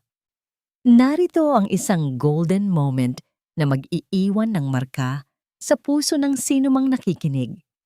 Hindi inalintana ni Tristan ang mga basag na salamin at ang matatalim na bakal sa paligid. Dahan-dahan siyang lumuhod sa putikan.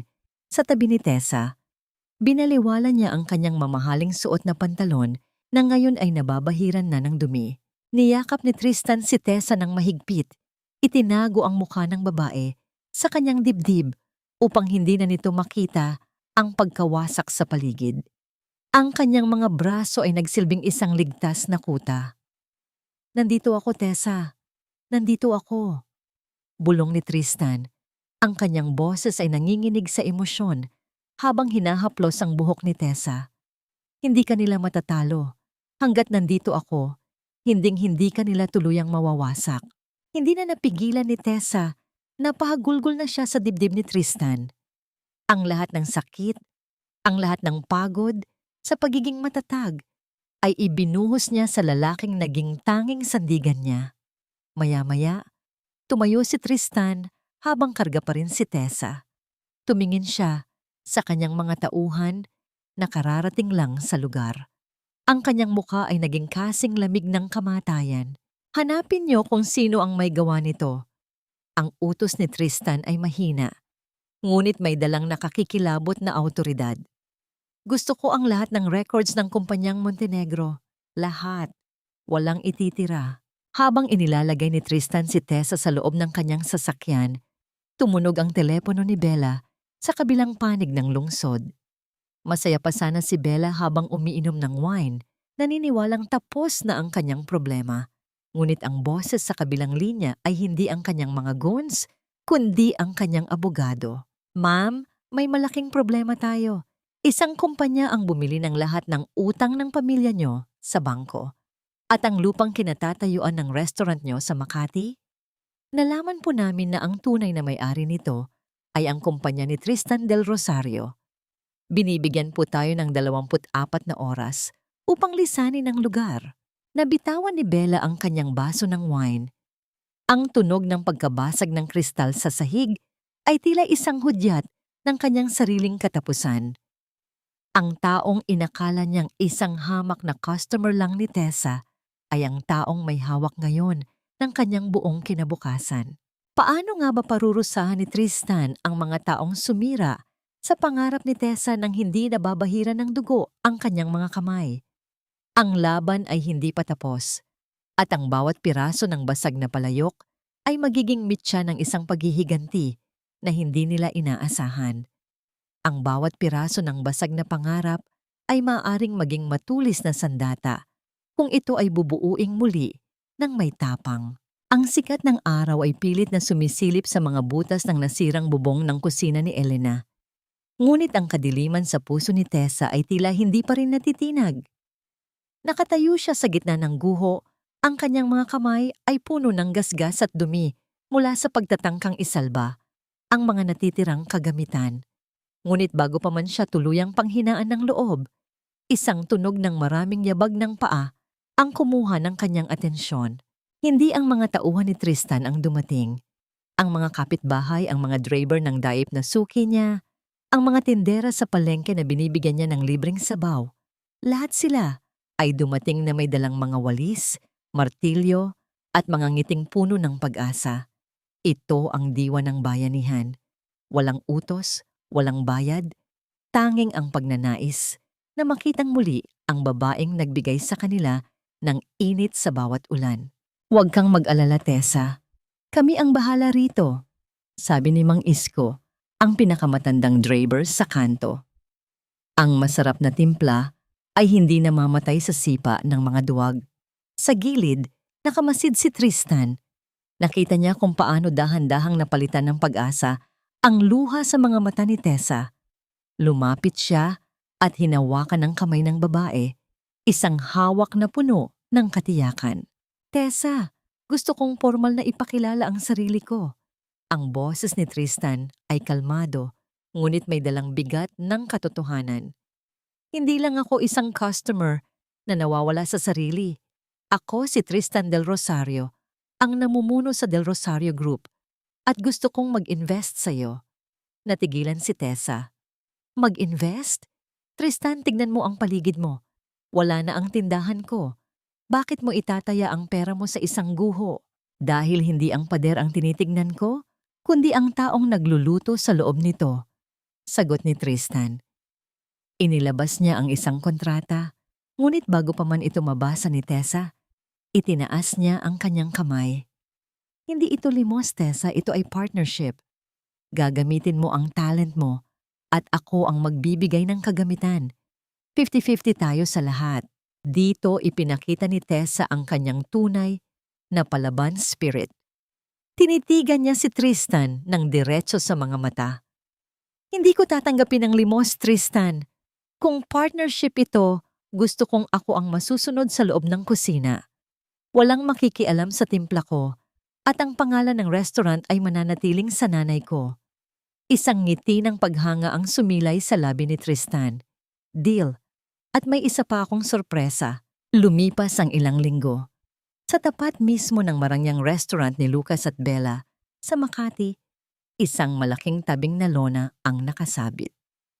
Sa loob ng maikling panahon, sa tulong ng impluwensya at yaman ni Tristan, isang bagong gusali ang mabilis na naitayo. Ang disenyo nito ay moderno, ngunit may haplos ng tradisyonal na kusinang Pilipino. Ang grand reopening ng Ang Kusina ni Elena ay naging usap-usapan sa buong lungsod. Ang bawat kagamitan ay bago, ang mga tauhan ay nakasuot ng malilinis na uniforme, ngunit ang reyna ng kusina ay mananatiling si Tessa. Sa gabi ng pagbubukas, naroon ang lahat. Ang amoy ng kare-kare at sinigang ay tila isang matamis na paghihiganti na humahalo sa hangin. Pilit na nanunuot sa loob ng restaurant ni Lucas na ngayon ay halos wala ng customer. Ang golden moment ay nang lumabas si Tessa mula sa kusina. Suot ang isang puting chef's jacket na may burda ng pangalan ng kanyang ina. Nakita niya si Tristan na nakasuot din ng apron, masayang tumutulong sa pag-aayos ng mga bulaklak sa mesa. Bagay sa iyo ang mag-serve. Biro ni Tessa, ang kanyang mga mata ay nagniningning sa kagalakan. Basta ikaw ang boss. Kahit tagahugas ng plato ay gagawin ko. Sagot ni Tristan. Ang kanyang mga mata ay nakapako lang kay Tessa. Tila hindi nakikita ang ganda ng buong restaurant, kundi ang ganda lamang ng babaeng nasa harap niya. Ngunit sa gitna ng kasiyahang ito, isang nakakabinging tunog ng mga sirena ng ambulansya ang bumasag sa gabi. Mula sa bintana ng bagong restaurant ni Tessa, kitang-kita ang kaguluhan sa tapat. Ang mga customer ni Lucas ay isa-isang inilalabas ng nakahiga sa stretcher, namumutla at nagsusuka. Ang mga pulis ay nagsisimula nang pumasok sa loob ng gusali. Ang lason ng kasakiman ni Bella ay tuluyan ng sumabog. Nakatayo si Lucas sa labas, tinitignan ang kanyang bumabagsak na imperyo, habang ang kanyang paningin ay nagtama sa paningin ni Tessa na nakatayo sa isang maliit na balkonahe ng kanyang bagong kaharian. Ang tagumpay ni Tessa ay hindi lamang sa pagbangon, kundi sa panonood kung paano dahan-dahang nilalamon ng dilim ang mga taong nagtangkang pumatay sa kanyang liwanag. Ang hustisya ay parang isang pagkaing matagal bago maluto. Ngunit kapag inihain na, ang bawat lasa nito ay sapat na upang pawiin ang gutom ng nakaraan. Ang gabi na dapat sana ay selebrasyon para sa bagong simula ni Tessa ay naging isang eksena ng kaguluhan sa kabilang bahagi ng kalsada.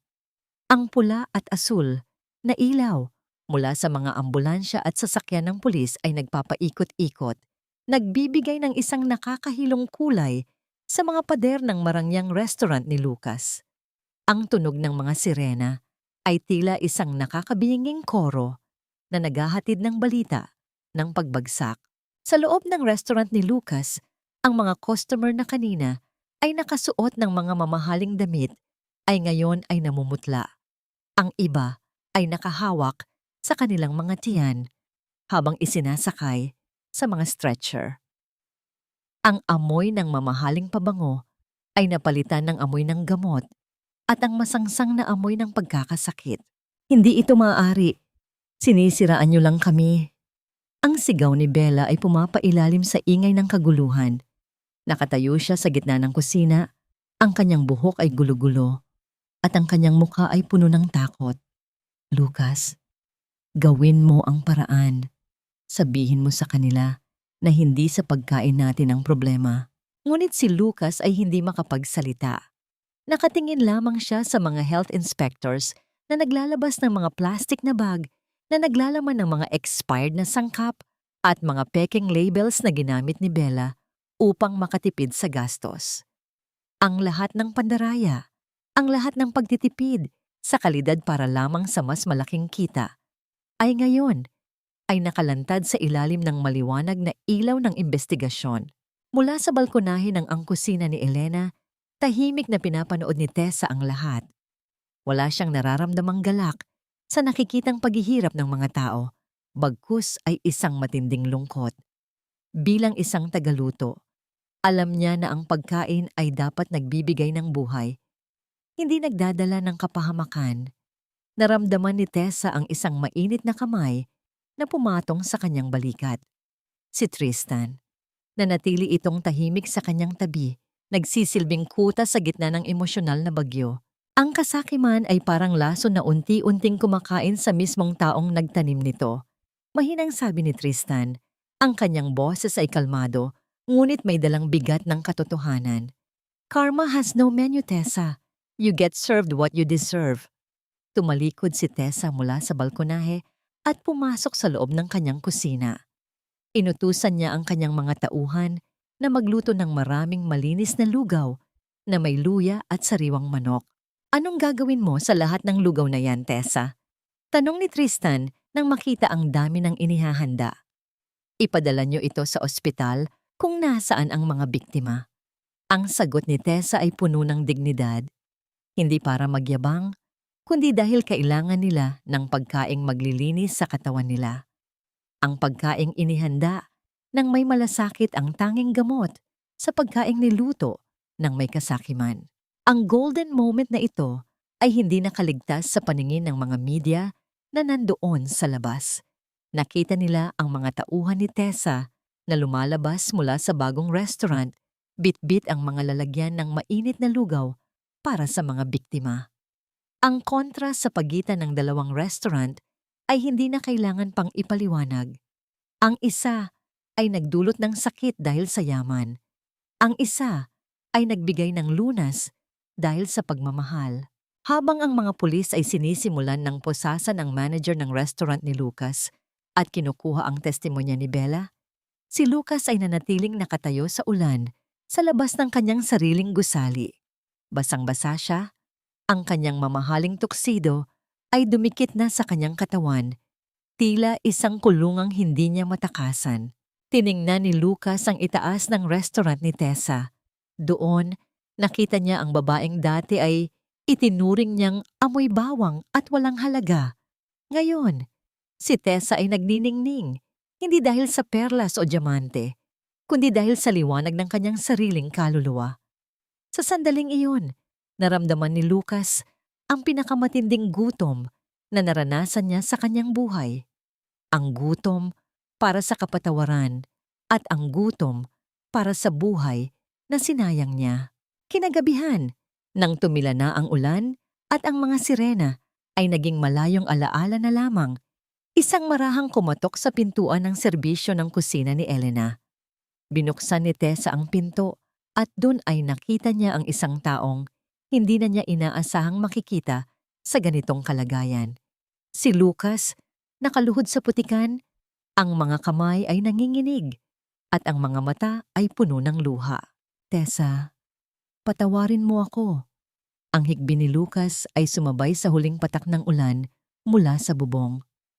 Nawala na ang lahat sa akin. Tulungan mo ako. Pakiusap, tulungan mo ako. Nakatayo si Tessa, tinitingnan ang lalaking dating naging mundo niya. Ang katahimikan sa pagitan nila ay kasing bigat ng langit bago ang unos. Ang pagpapatawad ay hindi para sa kanila, kundi para sa iyo.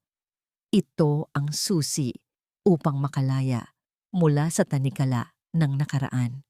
Nakatayo si Tessa sa harap ng nakaluhod na si Lucas. Ang katahimikan sa pagitan nila ay kasing bigat ng lahat ng sakit na pinagdaanan niya. Ang kanyang mga mata ay nananatiling kalmado, walang bahid ng puot, ngunit wala na rin ang dating ningning ng pagmamahal.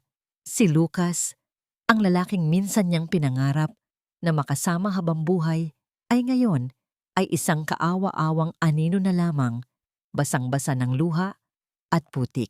Tessa, patawarin mo ako. Ang boses ni Lucas ay gumaralgal, puno ng desperasyon. Ang kanyang mga kamay ay nanginginig habang pilit na humahawak sa laylayan ng damit ni Tessa. Alam kong nagkamali ako. Ang lahat ng sinabi ko noon, hindi ko sinasadya. Bumalik ka na, Tessa. Tulungan mo akong ibangon ang kumpanya natin. Ang kumpanya natin.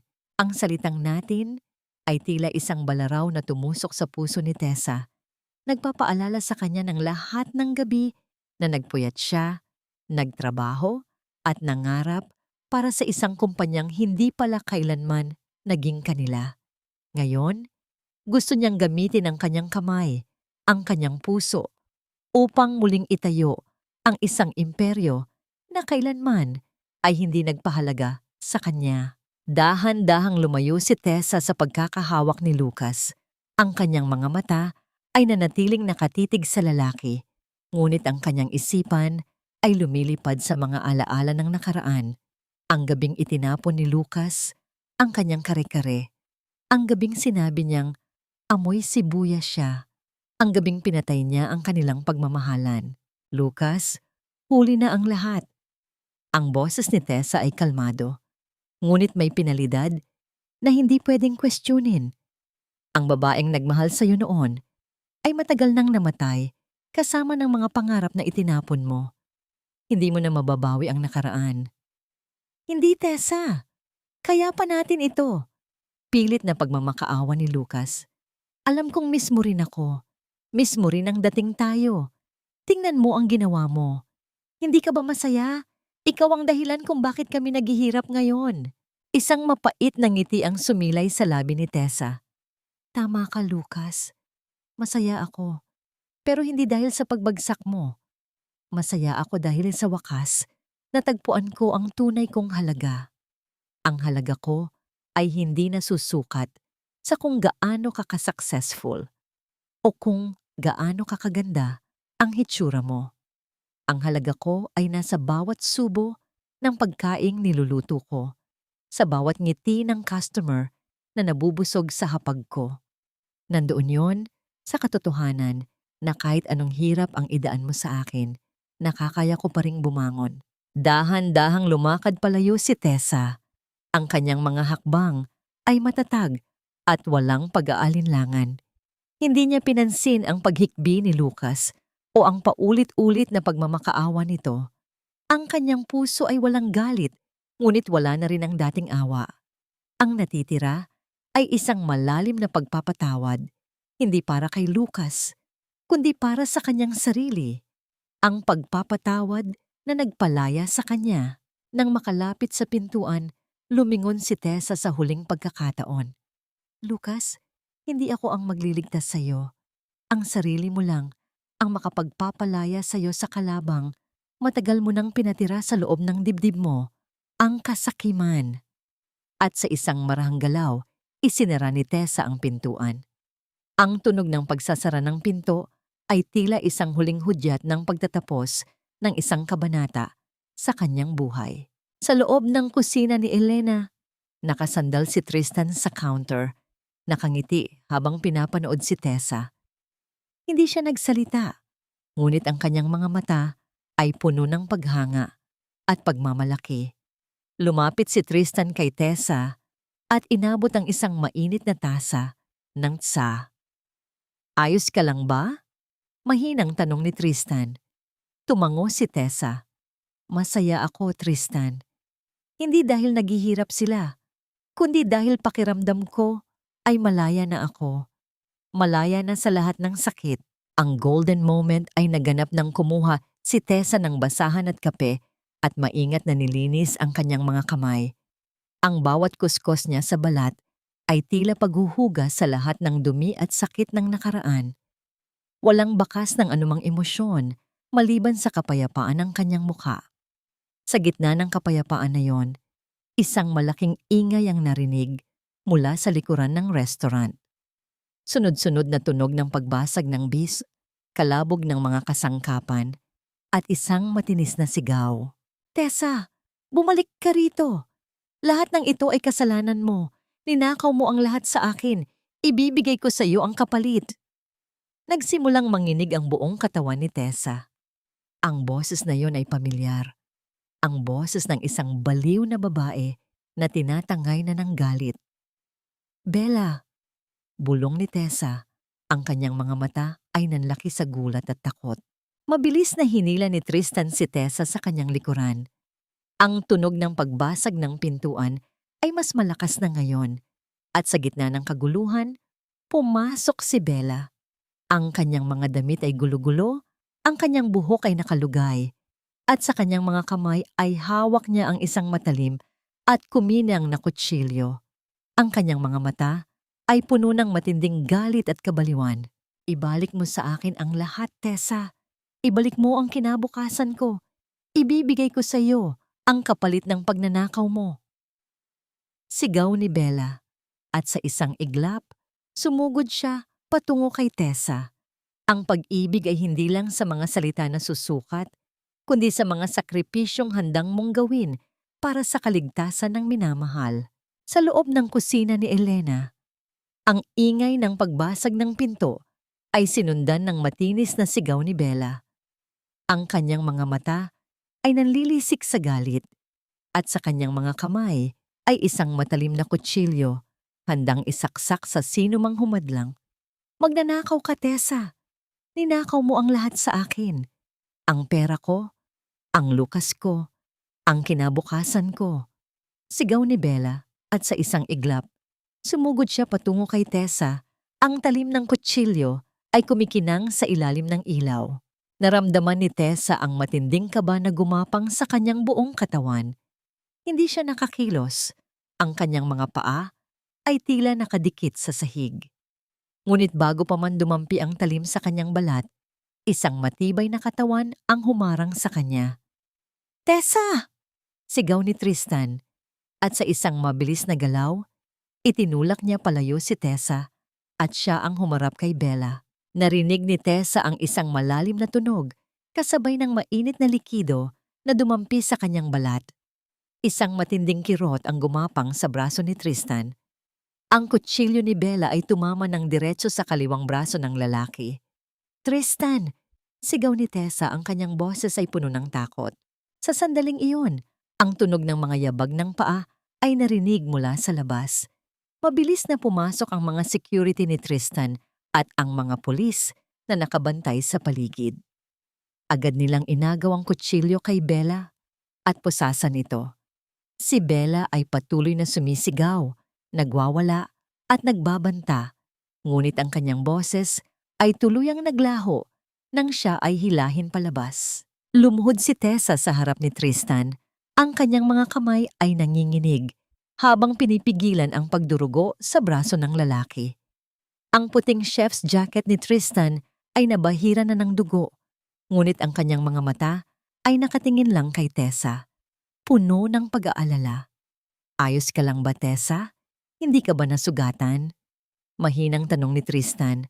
Ang kanyang boses ay tila may kirot. Ikaw ang nasugatan, Tristan. Hikbi ni Tessa. Ang mga luha ay nagsimulang dumaloy sa kanyang mga pisngi. Bakit mo ginawa iyon? Pwede kang mamatay. Isang mahinang ngingiti ang sumilay sa labi ni Tristan. Dahan-dahan niyang itinaas ang kanyang kanang kamay at hinaplos ang pisngi ni Tessa. Mas gugustuhin ko pang masugatan ng paulit-ulit kaysa makita kang masaktan. Basta ligtas ka, ayos lang ako. Ang mga salitang yun ni Tristan ay tila isang balaraw na tumusok sa puso ni Tessa. Ang pag-ibig na matagal na niyang itinatago ay tuluyan ng bumulwak. Ang lalaking ito, ang estrangherong dumating sa kanyang buhay at nagpagaan sa lahat ng dalahin niya, ay handang isakripisyo ang kanyang sarili para sa kanya. Mabilis na isinugod si Tristan sa ospital. Sa ER, walang humpay ang pagluha ni Tessa habang hinihintay ang resulta ng operasyon. Ang bawat minuto ay tila isang oras. Naramdaman niya ang malamig na pakiramdam ng takot na baka mawala sa kanya ang taong naging kaisa-isang ilaw sa dilim. Pagkatapos ng ilang oras, lumabas ang doktor. Mabuti na lang at hindi natamaan ng ugat at buto. Kailangan lang ng ilang tahi at mahabang pahinga. Makakabawi rin siya. Sa sandaling iyon, naramdaman ni Tessa ang paghupa ng kanyang kaba. Nakaramdam siya ng matinding pasasalamat. Habang naghihintay na makalabas si Tristan sa operating room, napansin ni Tessa ang isang pamilyar na mukha sa waiting area. Si Doña Carmen. Nakaupo ito ng mag-isa. Ang kanyang mukha ay matamlay at ang kanyang mga mata ay nanlalabo. Tila wala na ang dating pagmamayabang na daladala nito. Narinig ni Tessa ang usapan ng dalawang nurse. 4 na atake na. Sa puso ang Doña Carmen na yan. Hindi na raw niya matanggap ang pagbagsak ng kanilang kumpanya. Dahan-dahang lumapit si Tessa sa matanda. Huminga siya ng malalim. Ang kanyang puso ay nanatiling kalmado. Walang pait. Walang galit. Doña Carmen, mahinang tawag ni Tessa. Nilingon siya ng matanda. At sa mga mata nito, nakita ni Tessa ang isang matinding pagsisisi. Tessa, patawarin mo ako. Ang lahat ng kasalanan ko ang lahat. Ang mga luha ay dahan-dahang dumaloy mula sa mga mata ni Doña Carmen. Ngunit hindi na naramdaman ni Tessa ang galak na makita ang taong minsan siyang inapi na nagdurusa. Ang kanyang puso ay puno lamang ng awa. Pinapatawad ko kayo, Doña Carmen. Ang boses ni Tessa ay puno ng sinseridad. Hindi para sa inyo, kundi para sa akin. Para makalaya ako sa lahat ng puot na matagal kong binitbit. Umaasa akong makahanap din kayo ng kapayapaan. Tumalikod si Tessa at lumabas ng silid. Ang pagpapatawad na yon ay hindi nagpagaan sa loob ni Doña Carmen, kundi nagpalaya kay Tessa mula sa tanikala ng nakaraan. Sa wakas, inilipat na si Tristan sa isang pribadong silid.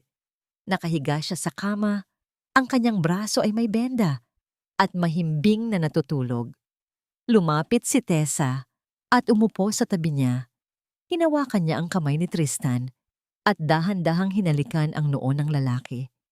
Ito ay isang halik na puno ng pasasalamat, ng paghanga at ng isang tahimik na pangako. Salamat, Tristan, bulong ni Tessa. Ang kanyang mga luha ay bumabasa sa kanyang pisngi. Salamat sa pagiging sandalan ko. Mahal kita. Maya-maya, naramdaman ni Tessa ang paggalaw ng kamay ni Tristan. Unti-unting iminulat ni Tristan ang kanyang mga mata. Isang mahinang ngiti ang sumilay sa kanyang labi nang makita si Tessa. Ang ganda mo kahit umiiyak. Mahinang biro ni Tristan. Huwag kang magbiro. Kakagaling mo lang sa operasyon. Saway ni Tessa. ngunit ang kanyang mukha ay puno ng relief. Dahan-dahang inabot ni Tristan ang kanyang kanang kamay sa bulsa ng kanyang hospital gown. Kumuha siya ng isang maliit na velvet box. Ang paglabas ng kahon na yon ay tila nagpapabilis sa tibok ng puso ni Tessa. "Tessa," mahinang sabi ni Tristan, ang kanyang mga mata ay puno ng pag-ibig. "Ayos lang ba ang braso ko? Pero gusto ko lang malaman kung papayag ka bang maging katuwang ko habang buhay. Hindi lang sa kusina, kundi sa lahat ng pangarap natin." Ang maliit na velvet box ay nakabukas na, at sa loob nito ay isang simpleng singsing na may disenyong tila dahon ng isang puno, sumisimbolo sa paglago at pagpapanibago. Ang bawat pagsubok ay tila isang sangkap sa buhay. Kapag pinagsama-sama ng tama, lilikha ito ng isang perpektong timpla ng kagalakan at kapayapaan. Sa loob ng silid ng ospital, ang oras ay tila huminto. Nakabukas ang maliit na velvet box sa palad ni Tristan. Ang singsing na may disenyong dahon ay kumikinang sa ilalim ng ilaw. Nakatitig si Tessa rito. Ang kanyang mga mata ay puno ng luha. Ngunit ngayon ay luha ng kagalakan at pasasalamat. Ang lahat ng pait, ang lahat ng sakit at ang lahat ng takot sa nakaraan ay tila natunaw sa sandaling iyon. Ang lalaking nasa harap niya, ang lalaking nagligtas sa kanya, ay nag-aalok ng isang buhay na puno ng pag-ibig at respeto. Isang bagay na akala niya ay kailanman ay hindi niya mararana. "Tristan, ako, ang boses ni Tessa ay pumiyok. Hindi makahanap ng sapat na salita upang ipahayag ang kanyang nararamdaman. "Oo, Tristan, oo."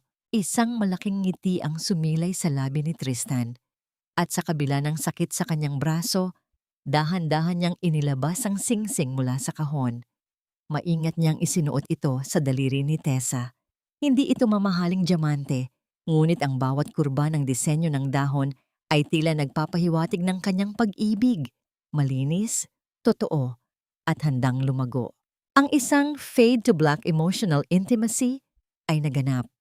Hindi sila naghahalikan ng marahas, ngunit dahan-dahang lumapit si Tristan. Iniyakap si Tessa ng buong pag-iingat upang hindi niya masaktan ang kanyang braso. Ang kanilang mga noo ay nagdikit. Ang kanilang mga hininga ay nagsalubong. Sa loob ng yakap na yon, naramdaman ni Tessa ang kapayapaan na matagal na niyang hinahanap. Ang bawat tibok ng puso ni Tristan ay tila nagsasabing, "Nandito lang ako." Lumipas ang ilang linggo. Ang braso ni Tristan ay dahan-dahang gumagaling at si Tessa ay mas naging abala sa kanilang lumalagong negosyo. Ngunit hindi niya kinalimutan ang mga taong nagtangkang sumira sa kanya. Sa mga balita sa telebisyon, napanood ni Tessa ang pagbagsak ng imperyo ng pamilya Valderrama. Si Bella ay nahatulan dahil sa pagkalason sa pagkain at sa panununog.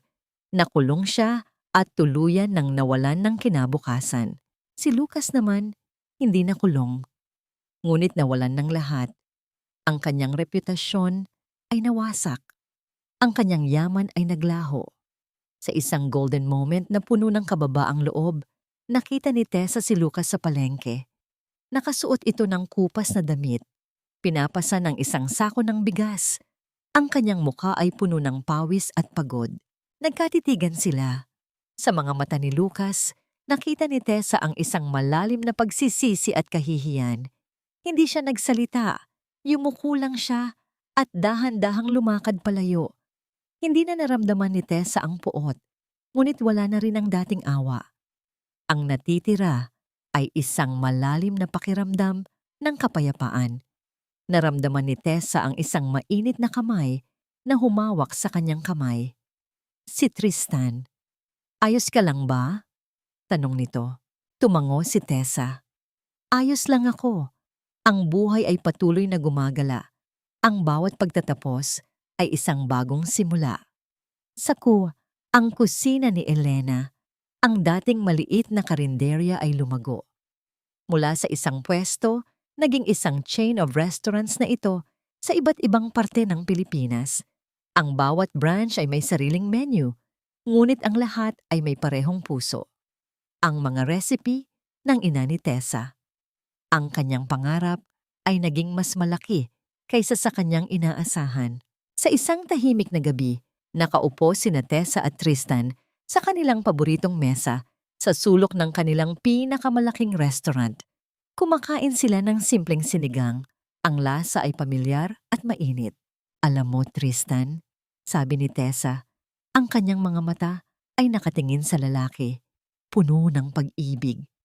Akala ko noon, ang pinakamasarap na pakiramdam ay ang makita ang taong nagmamahal sa'yo na nagtatagumpay. Pero mas masarap pala ang pakiramdam na makitang nagtatagumpay ang sarili mo at may isang taong nagmamahal sa'yo ng totoo. Ngumiti si Tristan at hinawakan ang kamay ni Tessa. At ako, akala ko noon, ang kapangyarihan ay nasa yaman. Pero mas matindi pala ang kapangyarihan ng pagmamahal na nakita ko sa'yo. Sa gitna ng pag-uusap na yon, biglang lumuhod si Tristan sa harap ni Tessa, sa gitna ng lahat ng kanilang mga tauhan at mga customer. Ang lahat ay napatahimik. Tessa makalintal. Ang boses ni Tristan ay puno ng pagmamahal, ngunit meron ding bahagyang kaba. Gusto kong maging ang iyong tagahugas ng plato habang buhay. Gusto kong maging ang taong magbibigay sa iyo ng mainit na tsaa. Sa tuwing pagod ka, gusto kong makasama ka sa bawat kabanata ng buhay mo. Kaya, papayag ka bang maging ang aking asawa? Ang tunay na pag-ibig ay hindi natatapos sa isang kwento, kundi ito ay nagpapatuloy sa bawat ngiti, bawat haplos, at bawat mainit na yakap ng isang pamilya. Nagsimulang magpalakpakan ang lahat ng tao sa loob ng ang kusina ni Elena. Ang bawat tauhan, bawat customer, at bawat kapitbahay na sumaksi sa pagbagsak at pagbangon ni Tessa ay nagbubunyi. Ang tawanan at hiyawan ay pumuno sa restaurant, ngunit para kina Tessa at Tristan, ang lahat ng ingay ay tila naglaho. Ang tanging naririnig lamang nila ay ang tibok ng kanilang mga puso. Tumingin si Tessa kay Tristan. Ang kanyang mga mata ay nanlalabo sa mga luha ng kagalakan. Wala nang pag-aalinlangan, wala nang takot. Ito ang sandali na matagal na niyang pinangarap, ngunit sa isang taong karapat-dapat. Oo, Tristan, Tristan, oo, papayag akong maging asawa mo. Ang kanyang boses ay puno ng kagalakan, kasabay ng mainit na pagyakap niya sa lalaki. Ang fade to black emotional intimacy ay naganap. Dahan-dahang tumayo si Tristan, kinalagan ang kanyang kamay sa baywang ni Tessa. Ipinagdikit niya ang kanilang mga noo, ang kanilang mga hininga ay nagsalubong. Ang pagdampi ng kanyang mga labi sa noo ni Tessa ay puno ng pagmamahal at respeto. Pagkatapos ay dahan-dahan itong bumaba sa kanyang pisngi at sa huli, sa kanyang mga labi. Ito ay isang halik na puno ng pangako. Isang pangako ng isang buhay na magkasama, lumalaban at nagmamahalan. Ang lahat ng hirap at sakit ay tila natunaw sa init ng halik na yon. Ang paghahanda para sa kasal ay naging isang selebrasyon ng pag-ibig, hindi ng karangyaan. Hindi nila kailangan ng mamahaling venue o engranding handaan. Ang kasal ay ginanap sa likod ng kusina ni Elena, ang lugar kung saan nagsimula ang lahat. Ang mga upuan ay pinalamutian ng mga sariwang bulaklak mula sa kanilang kapitbahay na nagtatanim, at ang altar ay isang simpleng kahoy na arko na pinalamutian ng mga ilaw. Ang handaan, lahat ay lutong bahay ni Tessa. Ang kare-kare, ang sinigang, ang adobo, at marami pang ibang pagkain na nagpapaalala sa lahat ng mga kasalukuyang naroroon sa puso at pagmamahal. Ito ay isang kasal na puno ng katotohanan, ng pagiging simple at ng pag-ibig na nagmula sa pinakapuso ng kusina. Ang pinakamahalagang sangkap sa kasal ay hindi ang singsing, kundi ang puso ng dalawang nagmamahalan, sabi ng pari habang binibigkas ang kanilang sumpaan. Nang dumating ang oras ng pagpapalitan ng vows, tiningnan ni Tessa si Tristan nang may luha sa kanyang mga mata. Akala ko noon, ang pag-ibig ay parang apoy na dahan-dahang namamatay. Pero tinuruan mo ako na ang pag-ibig ay parang isang lutuin na sa bawat pagsubok, mas lalong nagiging masarap. At ako, akala ko noon, ang buhay ay puno ng dilim. Pero ikaw, Tessa, ikaw ang nagbigay ng liwanag sa kusina ng puso ko. Sagot ni Tristan. Ang kanyang boses ay puno ng emosyon. Pangako, hinding-hindi ko nahahayaang mawalan ka ng amoy sibuyas at bawang dahil para sa akin, iyon ang pinakamasarap na amoy sa mundo. Pagkatapos ng kasal, ang golden moment ay naganap nang silang dalawa na lang ang naiwan sa loob ng kusina. Tinanggal ni Tessa ang kanyang bridal gown at nagsuot ng simpleng damit. Pagkatapos ay kumuha ng apron. Chef, ano ang gusto mong lutuin? Tanong ni Tessa. Nakangiti. Lumapit si Tristan at niyakap si Tessa mula sa likuran. Idinikit ang kanyang mukha sa buhok ng babae. Ngayon, wala tayong lulutuin. Ngayon, ang gagawin lang natin ay magsayaw. Nagsimulang magpatugtog ng isang lumang kanta si Tristan sa kanyang telepono. Isang kanta tungkol sa pag-ibig na nagtatagumpay sa lahat ng pagsubok. Dahan-dahan silang sumayaw sa gitna ng kusina. Amoy sibuyas at bawang, ngunit puno ng pag-ibig. Hindi ito ang pagtatapos ng kanilang kwento, kundi ang simula ng isang bagong kabanata. Ang kusina ni Elena ay patuloy na lumago. Ang bawat sangay ay nagdadala ng lasa ng pag-asa at pagmamahal. Si Tessa, ang babaeng minsan ay itinapon, ay naging isang reyna sa kanyang sariling karapatan. Si Tristan, ang lalaking puno ng sugat sa nakaraan, ay nakahanap ng tahanan sa puso ni Tessa. At sa bawat bagong umaga, alam nila na ang pinakamasarap na timpla sa buhay ay ang pag-ibig na ibinibigay mo ng buong puso. Ang mga taon ay lumipas ng kasing bilis ng pagdaloy ng isang ilog, nagdadala ng mga bagong kabanata at nag-iiwan ng mga lumang alaala sa kanyang bakas. Ngayon, si Tessa ay hindi na lamang ang simpleng tagaluto sa isang kanto. Siya ang ginagalang na visionary sa likod ng Ang Kusina ni Elena, isang chain ng restaurant na lumago at lumaganap sa buong kapuluan.